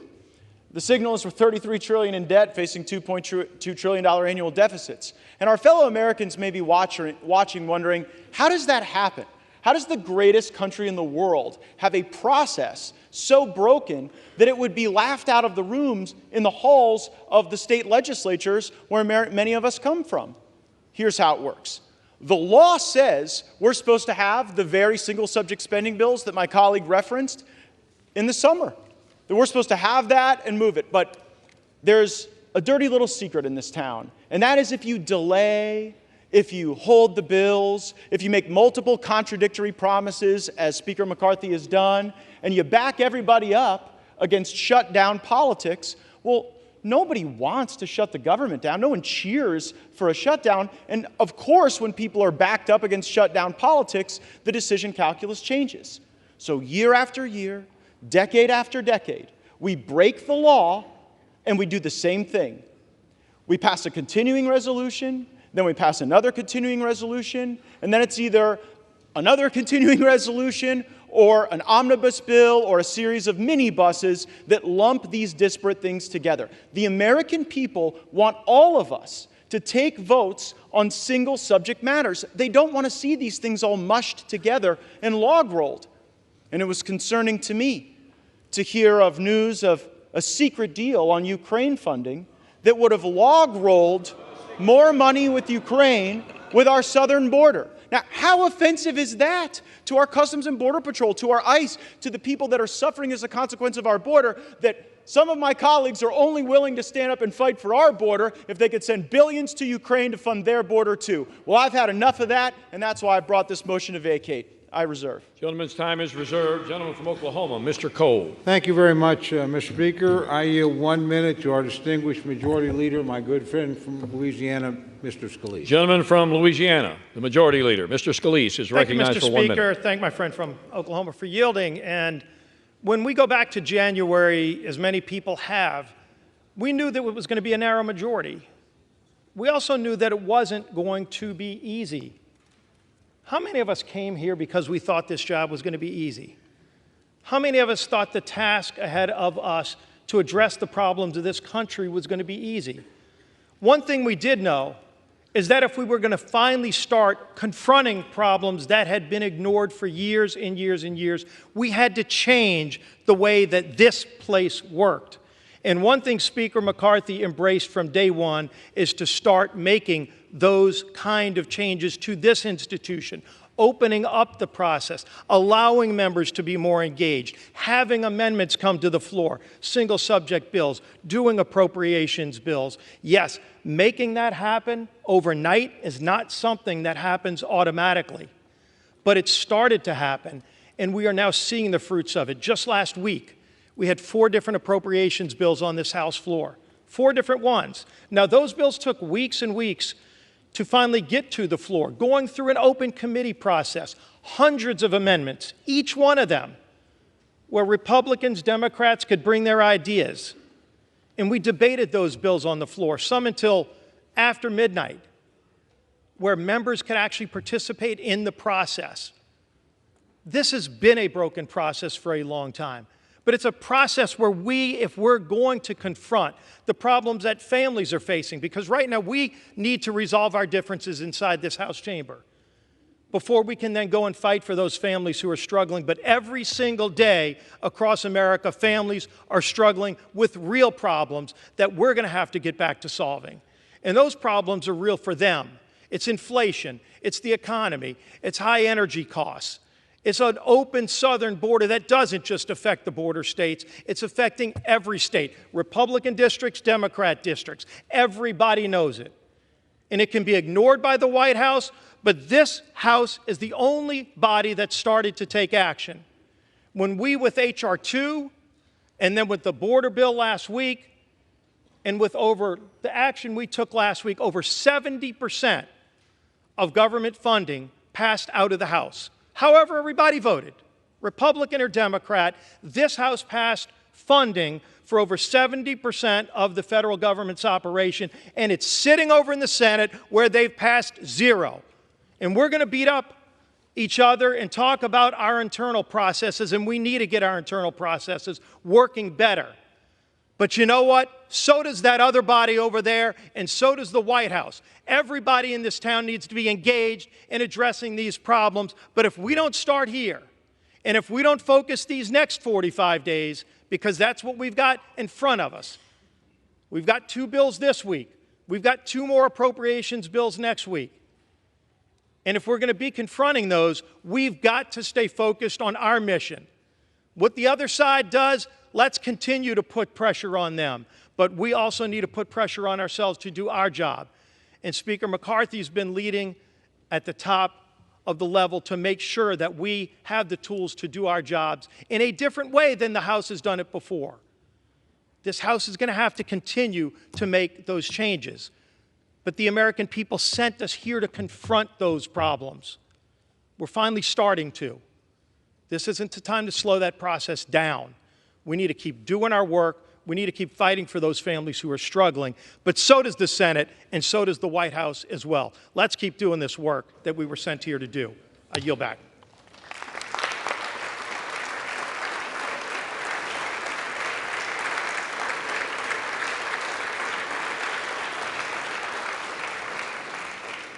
Gentleman from Florida is recognized with 7 3/4 minutes remaining. Mr. Cole commands 12 1/2 minutes left in this debate. Gentleman from Florida. I agree with everything that the majority leader said in those remarks, except one thing. It is astonishing to hear any colleague give Speaker McCarthy credit for moving on to the single subject appropriations bills. As you heard my colleague, Mr. Biggs, say, that was never the plan from Speaker McCarthy. The week before we moved on to those single subject appropriations bills, the plan was another CR. He pitched a CR. They tried to get us to vote for a CR, and only when a brave few said, we are done governing by continuing resolution. We are here to eulogize the era of continuing resolution. We will not do it. We will not pass it. These bills can go. The spending may rise and fall as the years pass, but the notion that we're going to lump in the Department of Education and the Department of Labor with our military and our troops and our Border Patrol is fundamentally unserious, and I would suggest chaotic. We cannot do that. It was only because we forced that to happen. And by the way, if we continue with Speaker McCarthy, the appropriations process will go right back to what he wanted it to go back to. Just a sideshow, just a puppet show, just something to keep the hamsters on the hamster wheel as they continue to back people up against a calendar, centralized power with the lobbyists and special interests that move all kind of money through the leadership, and then that's how they get their way, and that's why the American people have been getting screwed decade after decade, and I'm not going to tolerate it anymore without a fight. I reserve. Gentleman's time is reserved. Gentleman from Oklahoma, Mr. Cole. Thank you very much, Mr. Speaker. I yield 2 minutes to my very good friend, fellow member of the Appropriations Committee, Mr. Garcia of California. Gentleman from California, Mr. Garcia, is recognized for 2 minutes. Mr. Speaker, I want to recalibrate our minds on what is actually happening here today. This proceeding looks important, it feels consequential, but let's look at what else is happening across America. Today, about 300 Americans will die from fentanyl poisoning. Today, about 11,000 people will illegally penetrate our borders. Today's debt is approaching $34 trillion. Today's mortgage rates just hit a 25-year high, now approaching 8%. Our energy prices are again at back-breaking highs with gas approaching $8 a gallon in my district. Today, China and the CCP grow stronger with an intent to go to war by 2027, and our military is experiencing record low retention and record low recruitment. This is the reality of today for 335 million Americans under President Joe Biden. It's a dark and scary reality. This Republican majority here today in the House is the only firewall against the damaging far-left policies of the Biden administration. The single-subject appropriation bills that we were supposed to be voting on this week will literally fight to reverse the darkness of these realities and fight inflation, cut spending, secure our border while enhancing our nation's security and investing in our soldiers at a meaningful level. But today, this body filled with people in fancy suits, led by a few Republicans who are running with scissors and supported by Democrats, who have personal issues with the Speaker, have uncertain intentions and even more uncertain goals, and they've decided to make today about drama, not about solving problems and helping our constituents, but about drama. We need to be the no-drama option for America, this party, this majority, and I fear that this self-inflicted drama of today jeopardizes our majority and by definition removes the last layer of defense protecting America from this Biden administration. Let's dispense with the drama, do our jobs, and move on with defending this beautiful country. I yield back.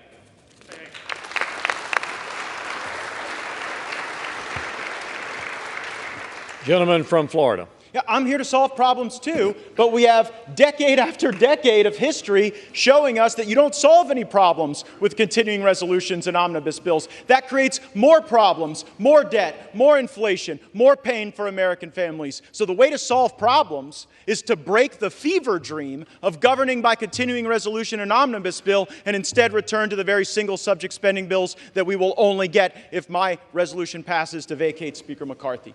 I reserve. Gentleman reserves his time. Gentleman from Oklahoma, Mr. Cole. Thank you very much, Mr. Speaker. I yield 2 minutes to my very good friend from North Carolina, Mr. McHenry. Gentleman from North Carolina, Mr. McHenry, is recognized for 2 minutes. Thank you, Mr. Speaker. Every step of the way, Speaker McCarthy has been doubted. After the first Speaker vote, he was mocked, right? And after 15, they called him Speaker. And even then, it was the media and the left that mocked him. With the narrowest Republican majority in a generation, what did we achieve? We brought the president to the table when he stubbornly said for 100 days they would not negotiate on the debt ceiling. I took him at his word. The Speaker said, no, we'll get him to the table. And sure enough, we did. The result? The most conservative spending package we've seen in generations, the largest spending cuts year over year that any Congress has passed. Conservative outcomes. So I understand your position on the left. I understand that. But my friends on the right, why? And then this past weekend, so I understand the frustration on the left at what happened on the continuing resolution. But why would we have conservatives object to that? Why will we have House members object to that? We rolled the Senate. We never roll the Senate as a House. Moreover, we never roll the Senate to get less spending, and we got it this weekend. So I understand why the left is mad. What I don't understand is why some Republicans think that that's a bad thing. The frustration for me today, I understand where the liberals are. I know you can support the constitutional order, except in a moment like this when you are questioned on that. I understand that. You can't be counted on in a moment like this with the state of the speakership. But for Republicans, why will we give up a conservative working majority for better outcomes and hand the keys over to the Democrats? Why would we do that? And furthermore, with this record of success that we've seen Kevin McCarthy and a Republican majority produce in a Washington run by Democrats, we're going to throw that away, resulting in more liberal outcomes, not more conservative ones. So I understand why the left is where you are today. You don't like an effective conservative majority, and I don't blame you. But on the right, gentleman's time has expired. Gentleman from Florida. It is lovely to hear from the principal architect of Mr. McCarthy's debt limit deal, but here's the reality. The only Republicans in America who believe that the debt limit deal was conservative are in this chamber right now. Because all over America, Republicans think that when you negotiated that debt limit deal, they took your lunch money. I reserve. Gentleman reserves his time. Gentleman from Oklahoma, Mr. Cole. Thank you very much, Mr. Speaker. I yield 1.5 minutes to my very good friend from my home state, gentlelady Ms. Bice. Gentlelady from Oklahoma, Ms. Bice, is recognized for 1.5 minutes. Thank you, Mr. Speaker. I rise today in support of Speaker Kevin McCarthy. Under his leadership and a very small 5-seat majority, House Republicans have achieved, contrary to popular belief, numerous victories. We passed the Parents' Bill of Rights, the Lower Energy Costs Act to lower the cost of gasoline and restore American energy independence, the Fiscal Responsibility Act, which was one of the largest enacted cuts with enforceable spending caps in American history, and H.R. 2, the most conservative southern border security bill in history. All of this while fully funding our military and our nation's veterans. Let me be abundantly clear. Attempting to remove Speaker McCarthy will put this House in a stalemate and paralyze our ability to fight for our constituents and instead create a fight amongst one another. We have 43 days to restore fiscal responsibility and advance conservative appropriations priorities, which is exactly what my colleagues have asked for. Instead, we are threatening any House proceedings. This is an unnecessary distraction. Working together under the leadership of Speaker McCarthy is of the utmost importance.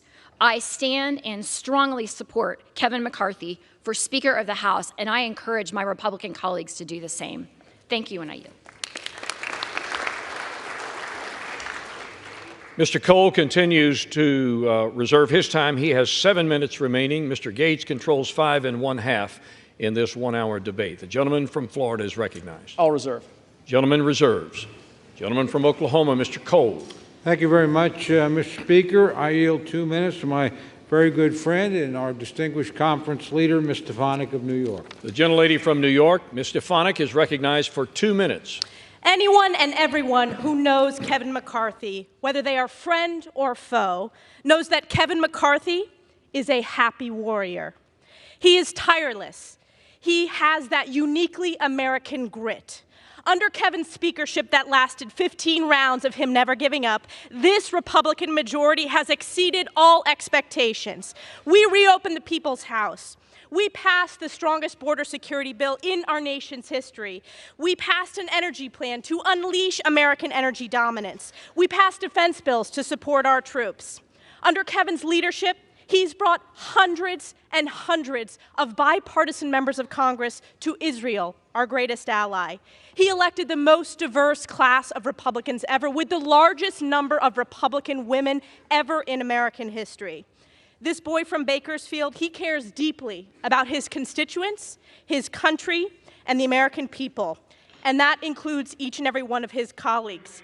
He's been to our districts, Gentlelady will toasted at our suspend. weddings, celebrated the birth of our children, and has cheered us when we haven't believed in ourselves, which is why the Republicans strongly support Speaker McCarthy and are proud he is our Speaker. And I yield back. Gentlelady, it was not the intent to cut the gentlelady off, except that we have too much chatter going on in the House chamber. Every member deserves to be heard. So if you have private conversations you need to have, please take them from the floor.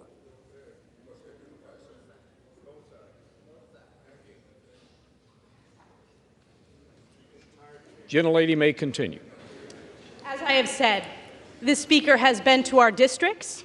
He has toasted at our weddings. He has celebrated the birth of our children, mourned the loss of our loved ones. Now more than ever, the Republicans must unify. The stakes are too high. We need to save our country, which is why this conference is proud to strongly support Kevin McCarthy as Speaker of the House. I yield back. Gentleman from Florida. I would just say if this House of Representatives has exceeded all expectations, then we definitely need higher expectations. And while it's heartwarming and kind that the Speaker calls people on their birthday and visits their district and congratulates them on their children, please know this isn't a critique of the individual, it's a critique of the job. The job hasn't been done. We've had multiple contradictory promises, and it's just quite something. For those of you keeping track at home, the last 3 speakers you've heard opposing my resolution all voted for the debt deal. So if you believe that the debt limit deal that Speaker McCarthy brought into law was a good thing, maybe you agree with their perspective. I think the debt limit deal was a terrible deal, and that's one of the reasons. It really was the original sin of the McCarthy speakership, and it's one of the reasons I seek to vacate the chair now. I reserve. Gentleman, time is reserved. Gentleman from Oklahoma, Mr. Cole. Thank you very much, Mr. Speaker. I yield 2 minutes to my very good friend from the great state of Louisiana, Mr. Graves. Gentleman from Louisiana, Mr. Graves, is recognized for 2 minutes. Thank you, Mr. Speaker. I want to thank the gentleman from Oklahoma for yielding. Mr. Speaker, we've been here for 8 months with one of the tightest majorities in modern history. Yet look at the accomplishments of this majority, this conservative majority, with the majority of Republicans voting for the strongest border security in my lifetime, fighting against this incomprehensible energy policy that's driving up energy costs 40%, utility and gasoline payments, pushing Americans into energy poverty. We passed legislation to unleash America's energy resources, pushing back this administration's brainless policies on energy. We've passed legislation to pull back, to stop spending $4.8 trillion that I want to make note. My friends that are carrying this motion to vacate opposed. We've passed legislation to streamline regulations, permitting, environmental laws for the first time in 40 years. Again, my friends here opposed. We strengthened work requirements for welfare to get people back into the workforce. Again, my friends over here opposed. I keep wondering, what is going on? Are we redefining what conservative is? What's going on in this country today? What's going on in this body? Where you have Freedom Works, Heritage, Chip Roy, and Jim Jordan say something's conservative, and these folks say it's not, and they're right. And all of a sudden, my phone keeps sending text messages. Text messages saying, hey, give me money. Oh, look at that. Oh, look, give me money. I filed the motion to vacate. Using official actions to raise money. It's disgusting. It's what's disgusting about Washington. Mr. Speaker, we've watched as these folks right here that have brought up this motion to vacate have refused to pay our military service members, refused to pay them. I want to quote my delegation member, my senator from Louisiana, John Kennedy. If we're not going to pay our service members, if they're not going to be there to protect us, next time someone invades America, call a crackhead. Let me know how that works out for you. Yield the gentleman another 30 seconds. Gentleman is recognized for an additional 30 seconds. Mr. Speaker, I've heard people talk about bad faith here. I've heard them make reference to this January agreement. My friends from Arizona, Virginia, and Florida. Let me be crystal clear. Not a single one of them were in the room. You know what? The Speaker didn't meet the targets of that January agreement. He exceeded them. The greatest savings in American history. The greatest savings in American history.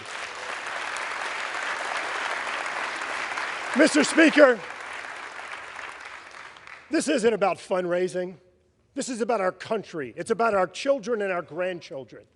We need to stand behind the slimmest 30 majority. seconds. We need to stand behind the greatest speaker in modern history that has delivered the best conservative wins for this country. I yield back.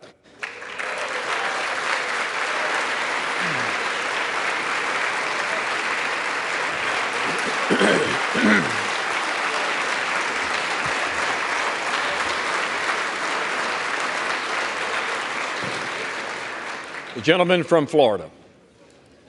My colleague says we've passed the strongest border bills in history. Well, guess what? Look at the border right now. We didn't use sufficient leverage in the debt limit or in any other thing to actually get results on the border. The border is a disaster, really something I don't think you're going to be campaigning on, that you fixed the border. Second, you said you streamlined regulations. What the gentleman from Louisiana doesn't tell you is that all of the regulatory reform he was just bragging about is waivable by the stroke of a pen of someone in the Biden White House. Do you really think you've got anything for that? It's a total joke. And then finally, the welfare to work that the gentleman from Louisiana said we got. The welfare programs that they said that they streamlined with their welfare to work stuff, they're actually going to grow. Because while they did work requirements, they blew out those programs with expanded eligibility. I'm real glad you guys didn't put work requirements on Medicaid. It probably would have resulted in Medicaid expansion. And when it comes to how those raise money, I take no lecture on asking patriotic Americans to weigh in and contribute to this fight from those who would grovel and bend knee for the lobbyists and special interests who own our leadership, who have, oh, boo all you want, who have hollowed out this town and have borrowed against the future of our future generations. I'll be happy to fund my political operation through the work of hardworking Americans, $10 and $20 and $30 at a time, and you all keep showing up at the lobbyist fundraisers and see how that goes for you. I reserve. Once again, the chair would admonish those speaking from the floor to direct their comments to the chair. Gentleman from Oklahoma. Mr. Speaker, I would inquire as to how much time remains for each side. From Oklahoma controls 3 minutes. The gentleman from Florida has 3 minutes as well. I advise the gentleman from Florida I'm prepared to close if he is. Mr. Speaker, I yield the balance of my time to my great friend from North Dakota, Mr. Armstrong. Gentleman from North Dakota, Mr. Armstrong, is recognized with the remaining 3 minutes. Thank you, Mr. Speaker. Let's be clear why we're here. Because the incentive structure in this town is completely broken. We no longer value loyalty, integrity, competence, or collaboration. Instead, we have descended to a place where clicks, TV hits, and the never-ending quest for the most mediocre taste of celebrity drives decisions and encourages juvenile behavior that is so far beneath this esteemed body. Kevin McCarthy has done more in 9 months to restore the people's house than any speaker in decades. We have done regular order. We have had open amendments. And every single member of this chamber has the right, the ability, and the opportunity to be heard on the floor. It's been messy. It's been raucous. And at times, it's been chaotic. And God bless every minute of it. Because democracy is supposed to be hard. And because the alternative is a closed-door process where 2,000-page bills come out of the Speaker's office at midnight and are forced to the floor the next morning. Kevin McCarthy has broken that cycle.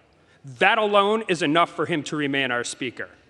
But that doesn't deliver his opponents what they crave the most: attention.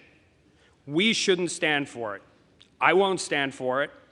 I will stand here with our Speaker, with our leader, that the overwhelming majority of our Congress supports. And you need to look no further than where the opponents are sitting today in this chamber. They're not over here, they're over there.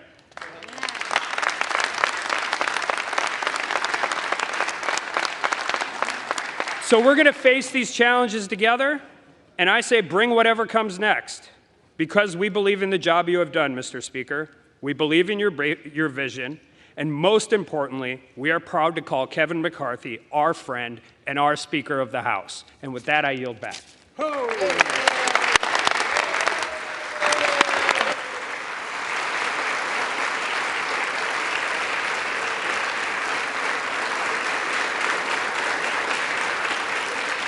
Gentleman yields back his time. The gentleman from Florida is recognized with 3 minutes remaining.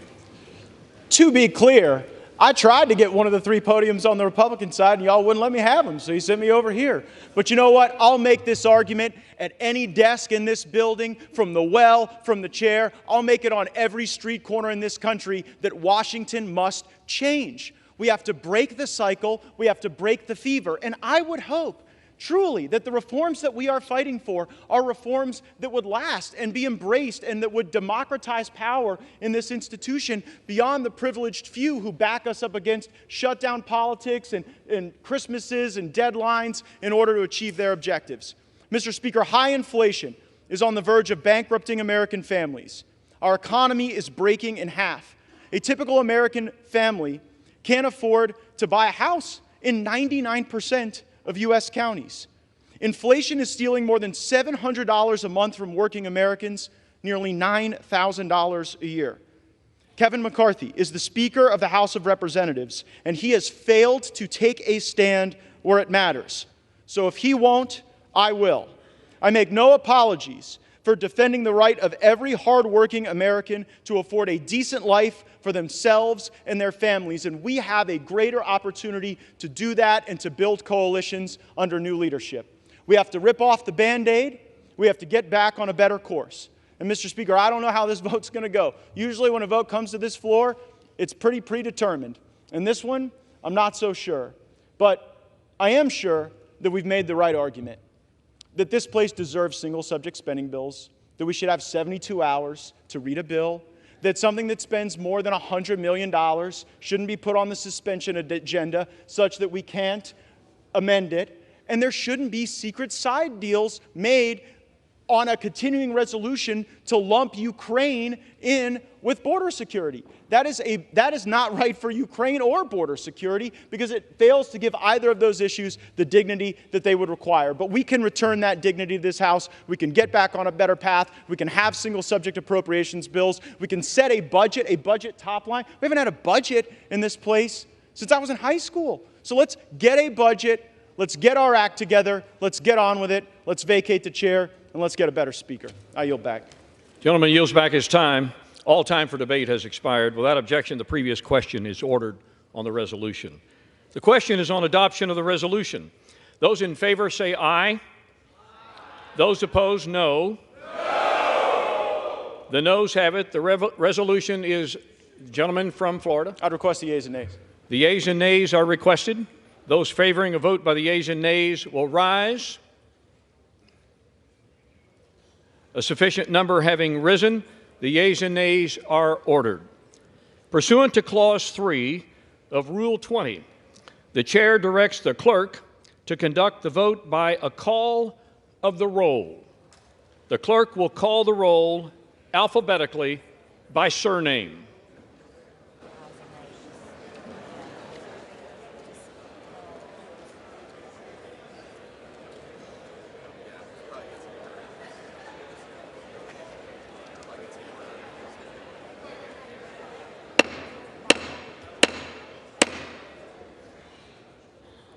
The House will be in order.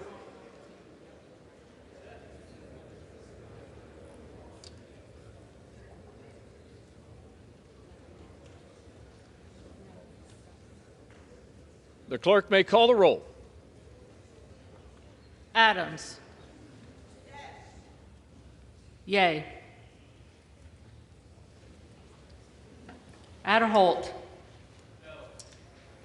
Nay. Aguilar. Yay. Alford. No. Nay. Allen. No. Nay. Allred. Yay. Amadei. No. Nay. Armstrong. No. No. Arrington. Nay. Auchincloss. Yay. Babin. Nay. Bacon. Nay. Baird. Nay. Balderson. Nay. Ballant. Yay. Banks. Banks. Barr. Nay. Barragan.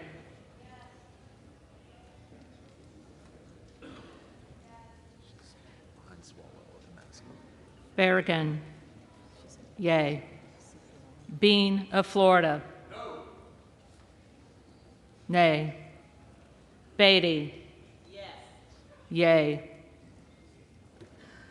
Bentz. Nay. Barra. Yay. Bergman. Nay. Beyer. Yay. Bice. Nay. Biggs. Yay. Bilirakis. Nay. Bishop of Georgia. Yay. Bishop of North Carolina. Yay. Nay. Blumenauer. Yay. Blunt Rochester. Yay. Boebert. Nay. Bonamici.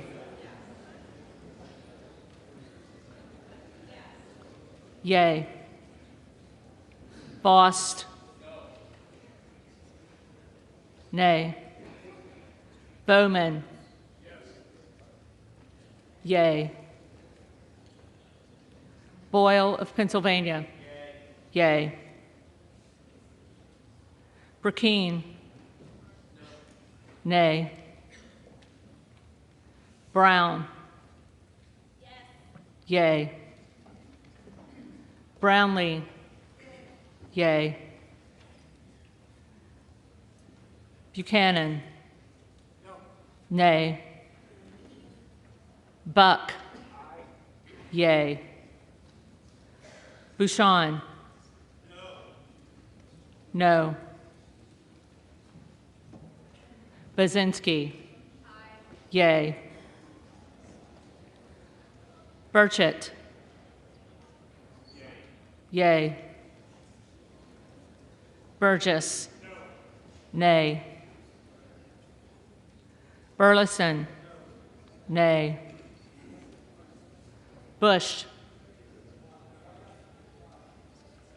Bush. Calvert. Nay.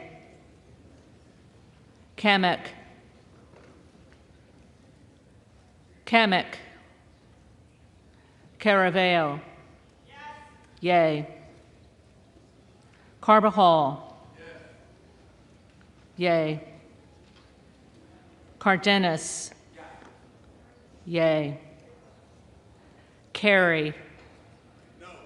Nay. Carl. Nay. Carson. Yay.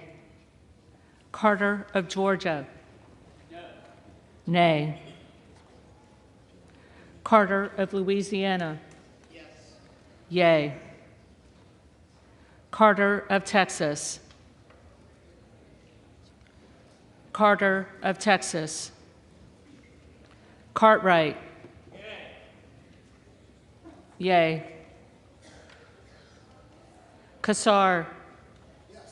Yay.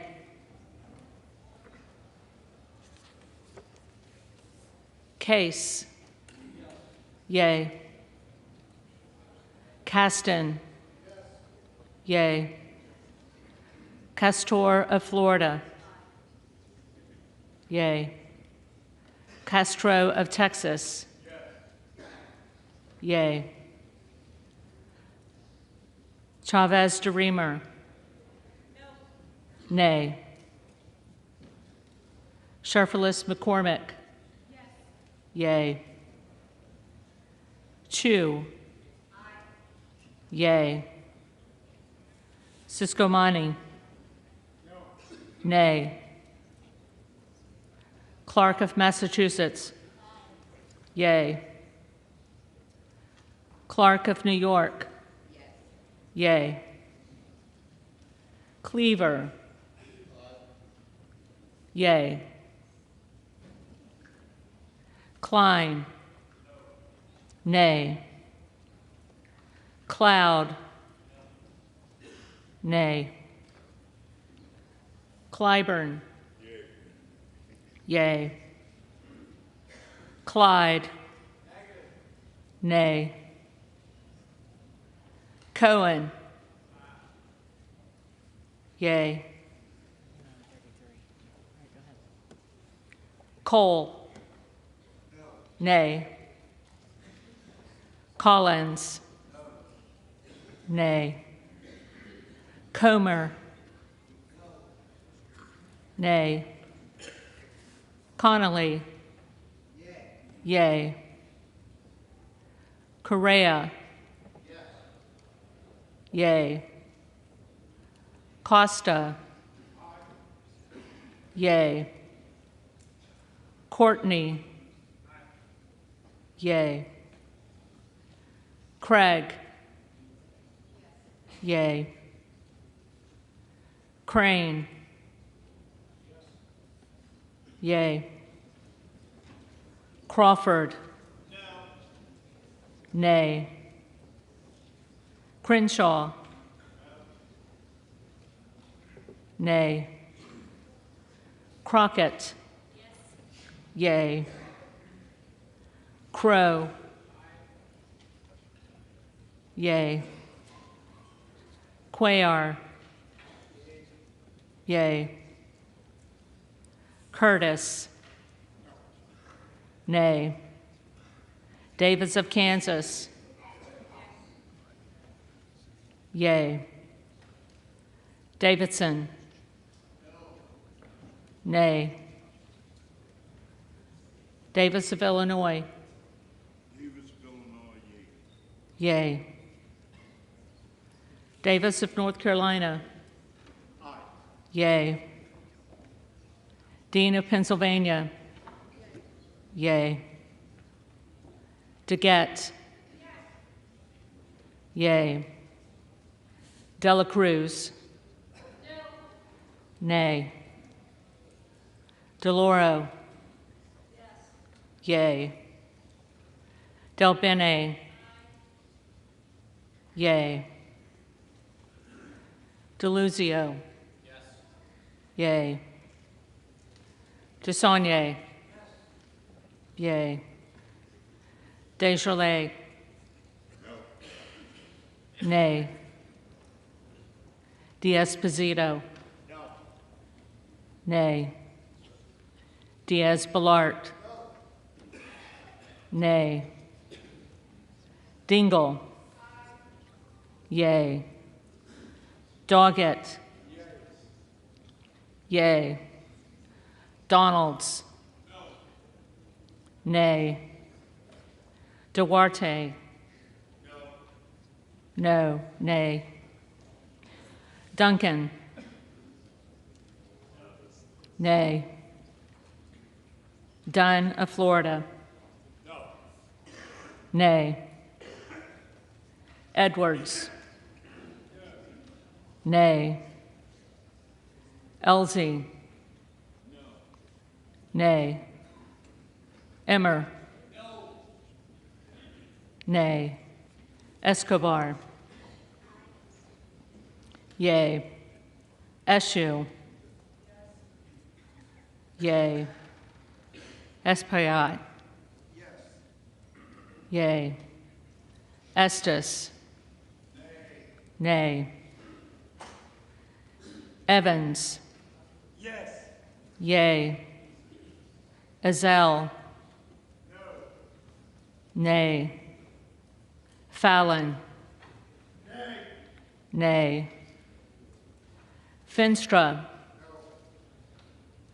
Nay. Ferguson. No. Finstad. Nay. Fischbach. Nay. Fitzgerald. Nay. Fitzpatrick. Nay. Fleischman. Nay. Fletcher. Yea. Flood. Nay. Foster. Yea. Fushi. Yea. Fox. Nay. Lois Frankel. Yea. C. Scott Franklin. Nay. Frost. Yea. Fry. Nay. Fulcher. Nay. Gates. Yea. Gallagher. Nay. Gallego. Yea. Garamendi. Yea. Garbarino. Nay. Mike Garcia. Nay. Robert Garcia.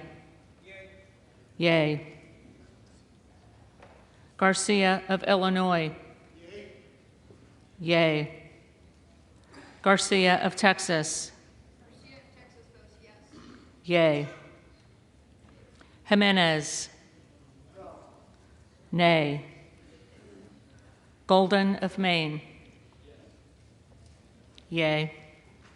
Goldman of New York. Yea. Gomez. Yea. Tony Gonzalez. Tony Gonzalez. Vicente Gonzalez. Yea. Good of Virginia. Yea.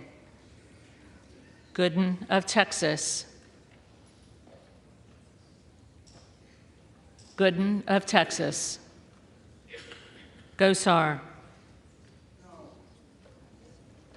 Nay. Gottheimer. Yea. Granger. Nay. Graves of Louisiana. Nay. Graves of Missouri. Nay. Green of Tennessee. Nay. Green of Texas.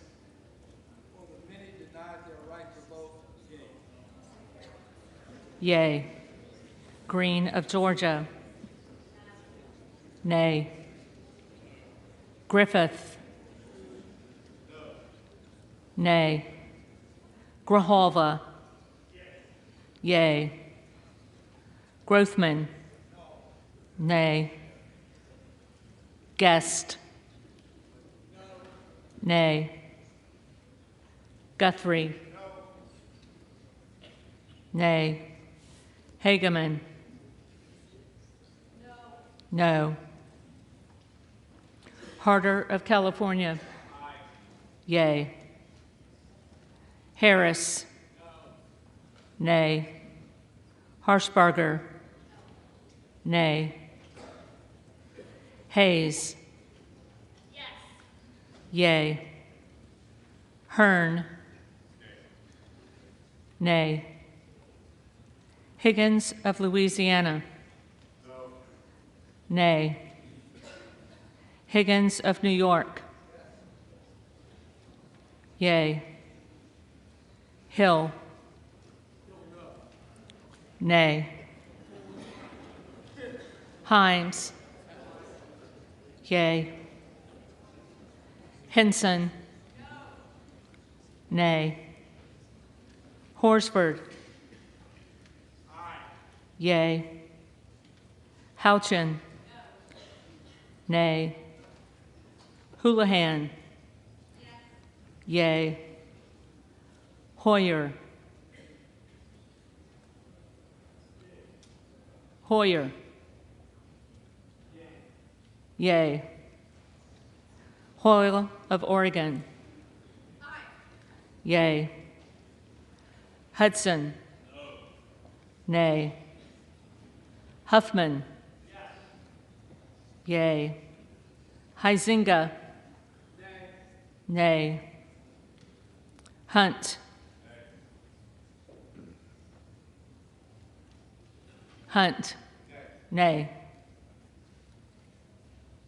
Isa. Nay. Ivy. Yay. Jackson of Illinois. Yay. Jackson of North Carolina.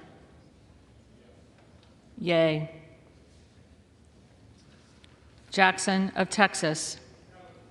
Nay. Jackson Lee. Yay. Jacobs. Yay. James. Nay.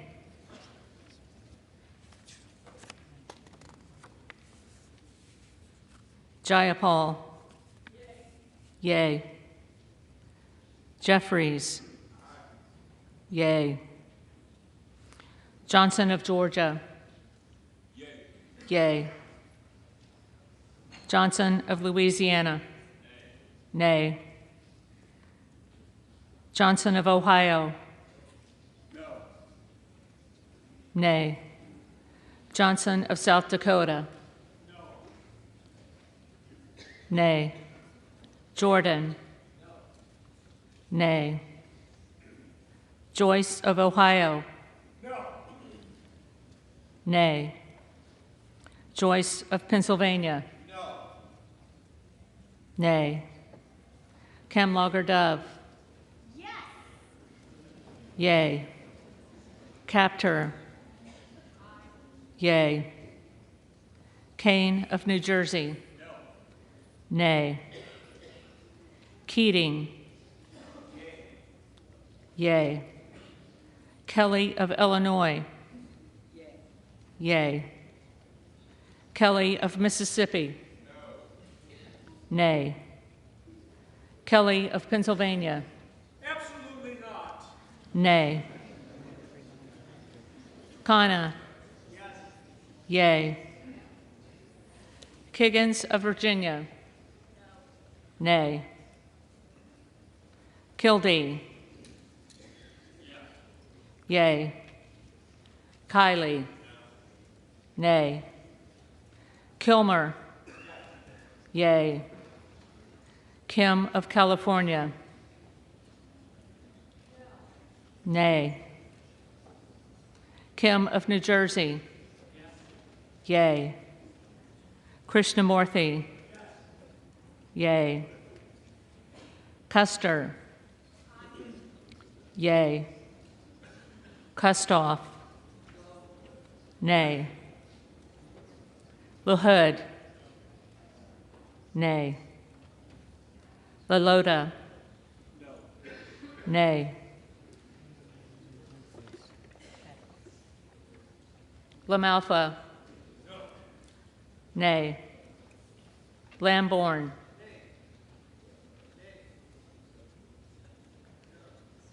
Lamborn, nay. Landsman. Yay. Langworthy. Nay. Larson of Washington. Yay. Larson of Connecticut. Yay. Latta. Nay.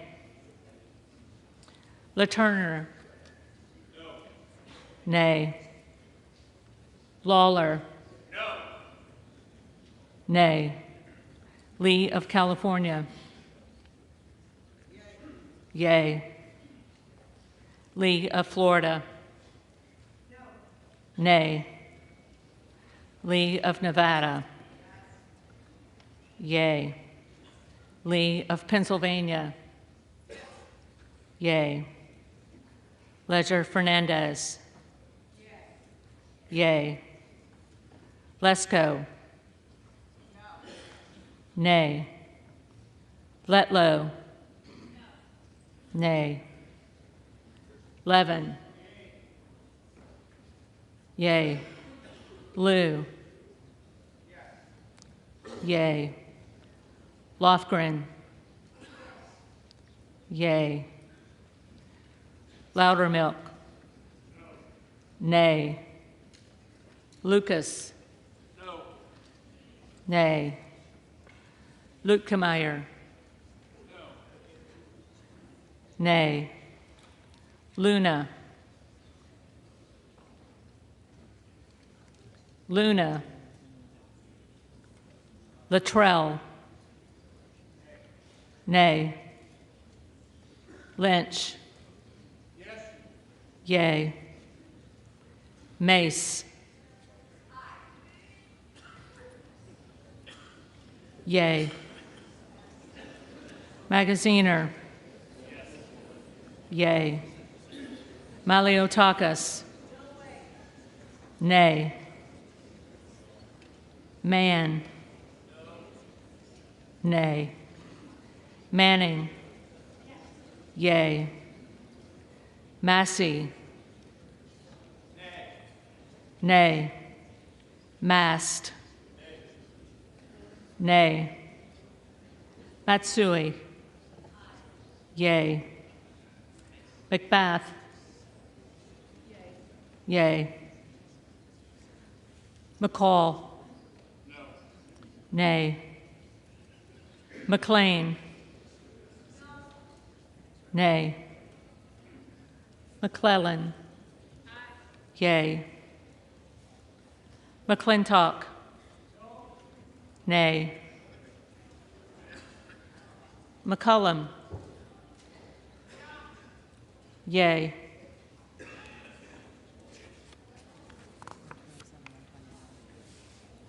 McCormick.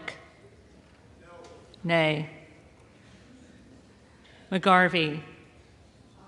Yay. McGovern. Yay.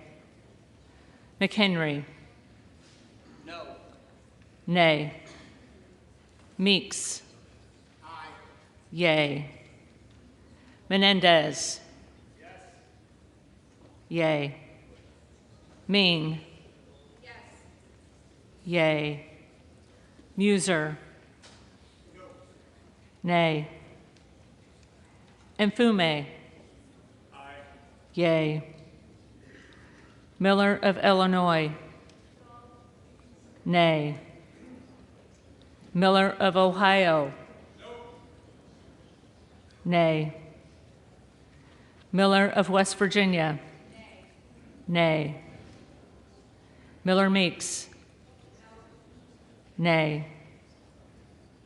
Mills. Mills. Molinaro. Nay.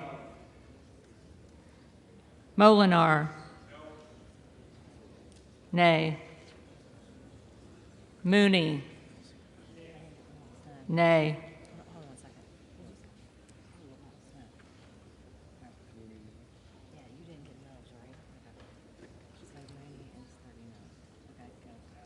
Moore of Alabama. Nay. Moore of Utah. Nay. Moore of Wisconsin. Yay. Moran. Nay. Morelli. Yay. Moskowitz. Yay. Moulton. Yay. Mervan. Yay. Mullen. Yay. Murphy. Nay. Nadler. Yay. Napolitano. Yay. Neal. Yay. Neguse. Yay. Nels. Nay. Newhouse. Nay. Nickel. Yay. Norcross. Yay. Norman. Nay. None of Iowa. Nay. Obernolte. Nay. Ocasio-Cortez. Yay. Ogles. Nay. Omar. Yay. Owens. Nay. Pallone. Yay. Palmer. Nay. Panetta. Yay. Pappas. Yay. Pasquarel. Yay. Payne. Yay. Pelosi.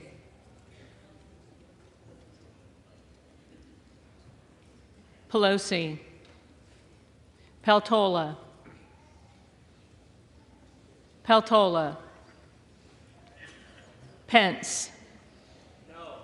Nay. Perez. Yes. Yay. Perry. Nay. Peters. Yay. Pedersen. Yay. Pfluger. No. Nay. Phillips. Yay. Pingree. Yes. Yay. Pocan. Yes. Yay. Porter. Yes. Yay. Posey. No. Nay. Presley. Yay. Quigley. Yay. Ramirez. Yes. Yay. Raskin. Yay. Reschenthaler. Nay. Rogers of Washington. Nay. Rogers of Alabama. Nay. Rogers of Kentucky. Nay. Rose. Nay. Rosendale. Yay. Ross. Yay. Rouser. Nay. Roy. Nay. Ruiz. Yay. Rupersberger. Yay. Rutherford. Nay. Ryan. Yay. Salazar. Nay. Salinas. Yay. Sanchez. Yay. Santos. Nay. Sarbanes. Yay. Scalise. Nay. Scanlon. Yay. Schakowsky. Yay. Schiff. Yay. Snyder. Yay. Skolton. Yay. Schreier. Yay. Swikert. Nay. Austin Scott. Nay. David Scott. Yay. Scott of Virginia. Yay. Self. Nay. Sessions. Nay. Sewell. Yay. Sherman. Yay. Sherrill. Yay. Simpson. Nay. Slotkin. Yay. Smith of Missouri.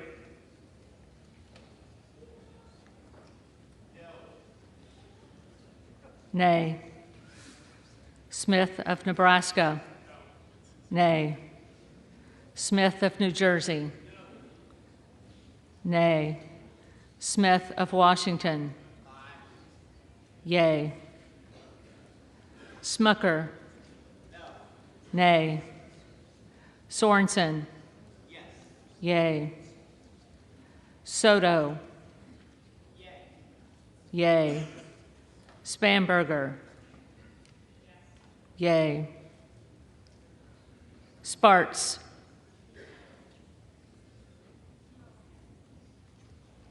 Nay. Stansberry. Yay.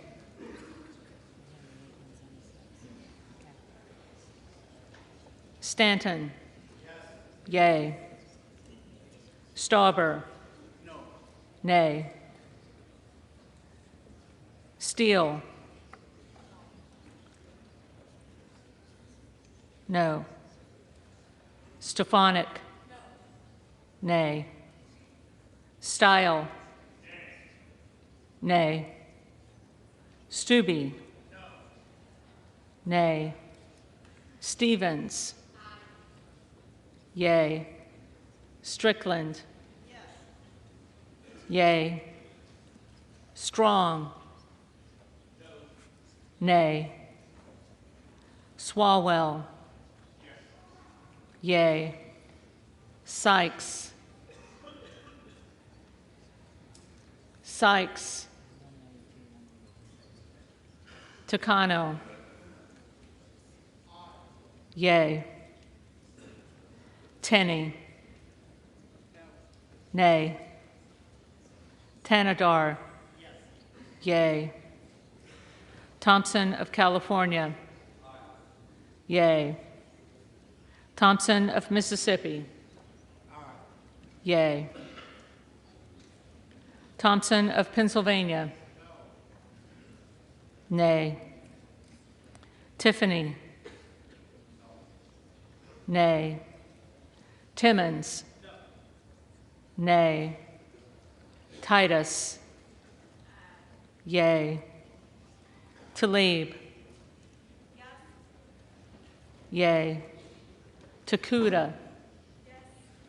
Yay. Tonko. Yay. Torres of California. Yay. Torres of New York. Yay.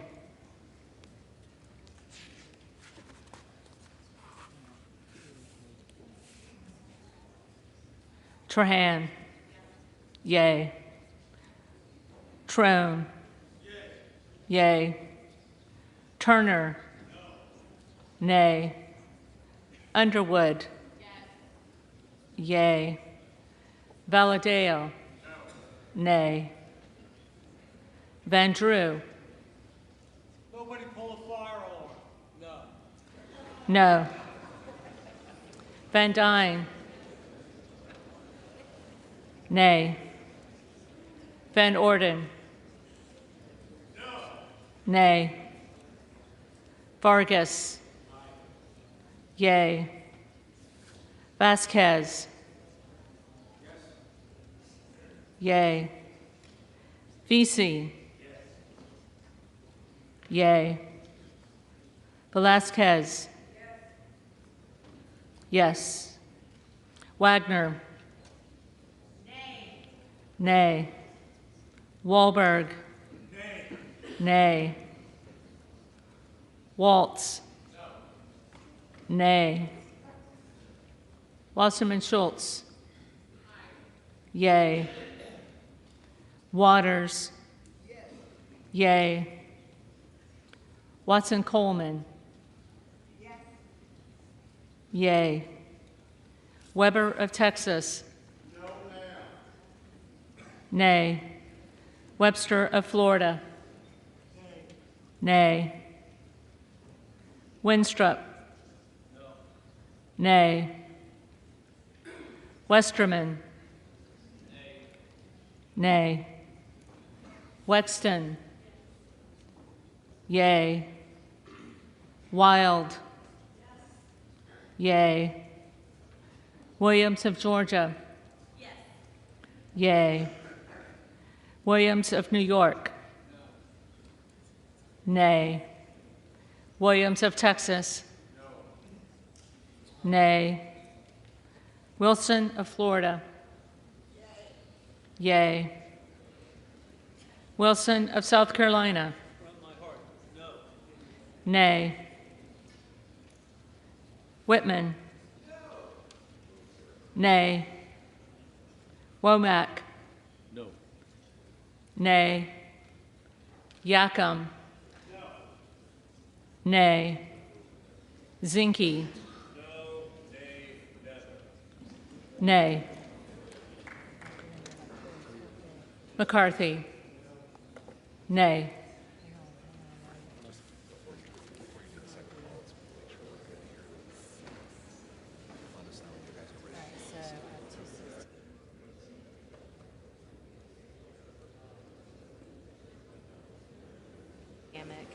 Carter of Texas. I have Tony Gonzalez. I have Gooden of Texas. I have Luna. I have McCarthy. I have Mills. I have Pelosi. I have Vitola. And then I have Sykes. Okay, so You ready to move? now I've got to go through these. Are you good?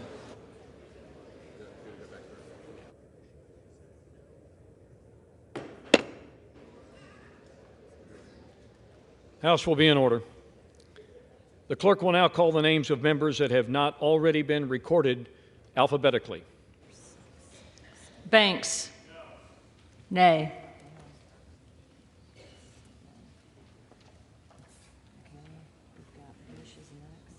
Bush. Bush. Okay, Kamek's next. Kamek. Nay.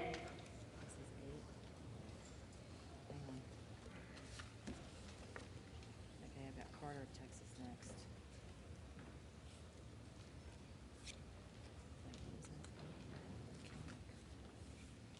Carter of Texas. Carter of Texas. So then we're going to go to Tony Gonzalez. Let's see what I need. Tony Gonzalez. Nay.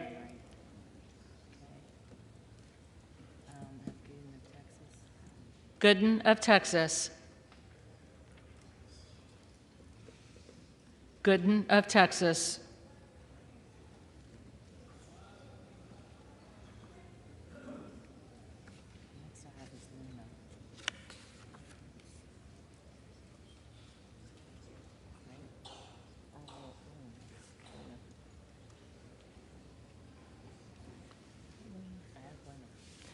Luna.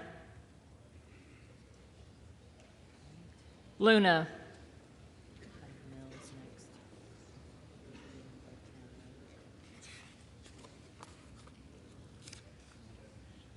Mills. Nay.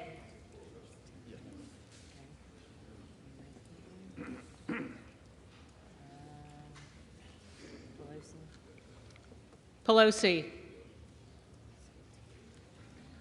Pelosi.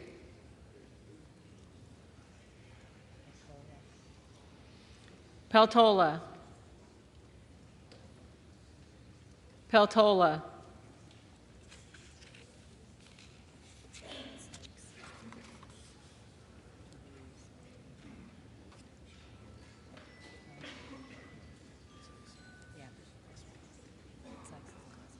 Sykes.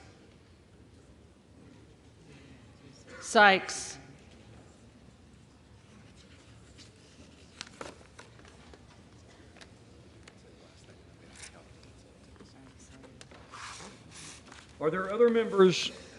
Are there other members in this body who have not been recorded or who wish to change their vote?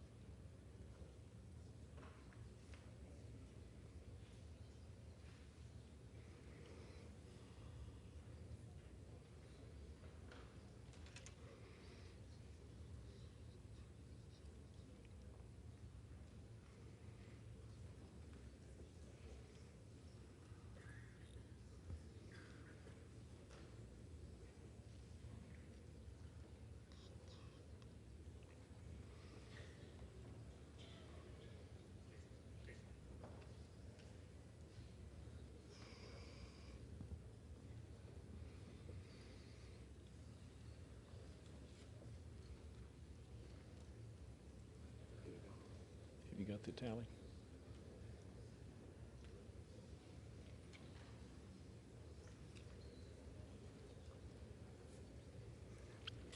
On this vote, the yeas are 216, the nays are 210. The resolution is adopted. Without objection, the motion to reconsider is laid on the table. The office of Speaker of the House of the United States House of Representatives is hereby declared vacant.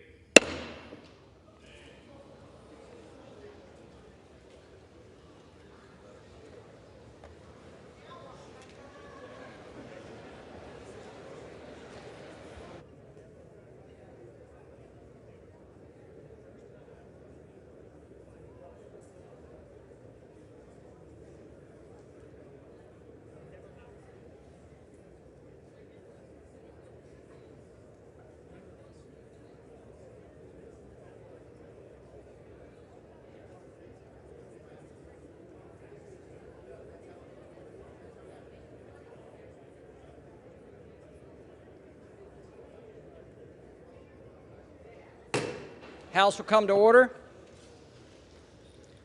The chair lays before the House a communication. The Honorable the Speaker, House of Representatives, sir. This is to notify you that the first name on the letter received by the clerk pursuant to Clause 8B, 3B of Rule 1 is the Honorable Patrick T. McHenry of North Carolina. Signed sincerely, Kevin F. McCumber, Acting Clerk. Pursuant to Clause 8B3 of Rule 1, I will now act as Speaker pro tem. The Chair will inform the members of the House the following. The office of the Speaker was rendered vacant pursuant to the adoption of House Resolution 757. Upon a vacancy in the office of Speaker, Clause 8B3 of Rule 1 provides that the next member on a list submitted by the Speaker pursuant to the rule acts as Speaker pro tem until the election of a new Speaker and bestows the authorities of the office of Speaker upon the Speaker pro tem to the extent necessary and appropriate to that end. In the opinion of the Chair, prior to proceeding to the election of a Speaker, it would be prudent to first recess for the relative caucus and conferences to meet and discuss the path forward. Accordingly, pursuant to Clause 12A of Rule 1, the Chair declares the House in recess subject to the call of the Chair.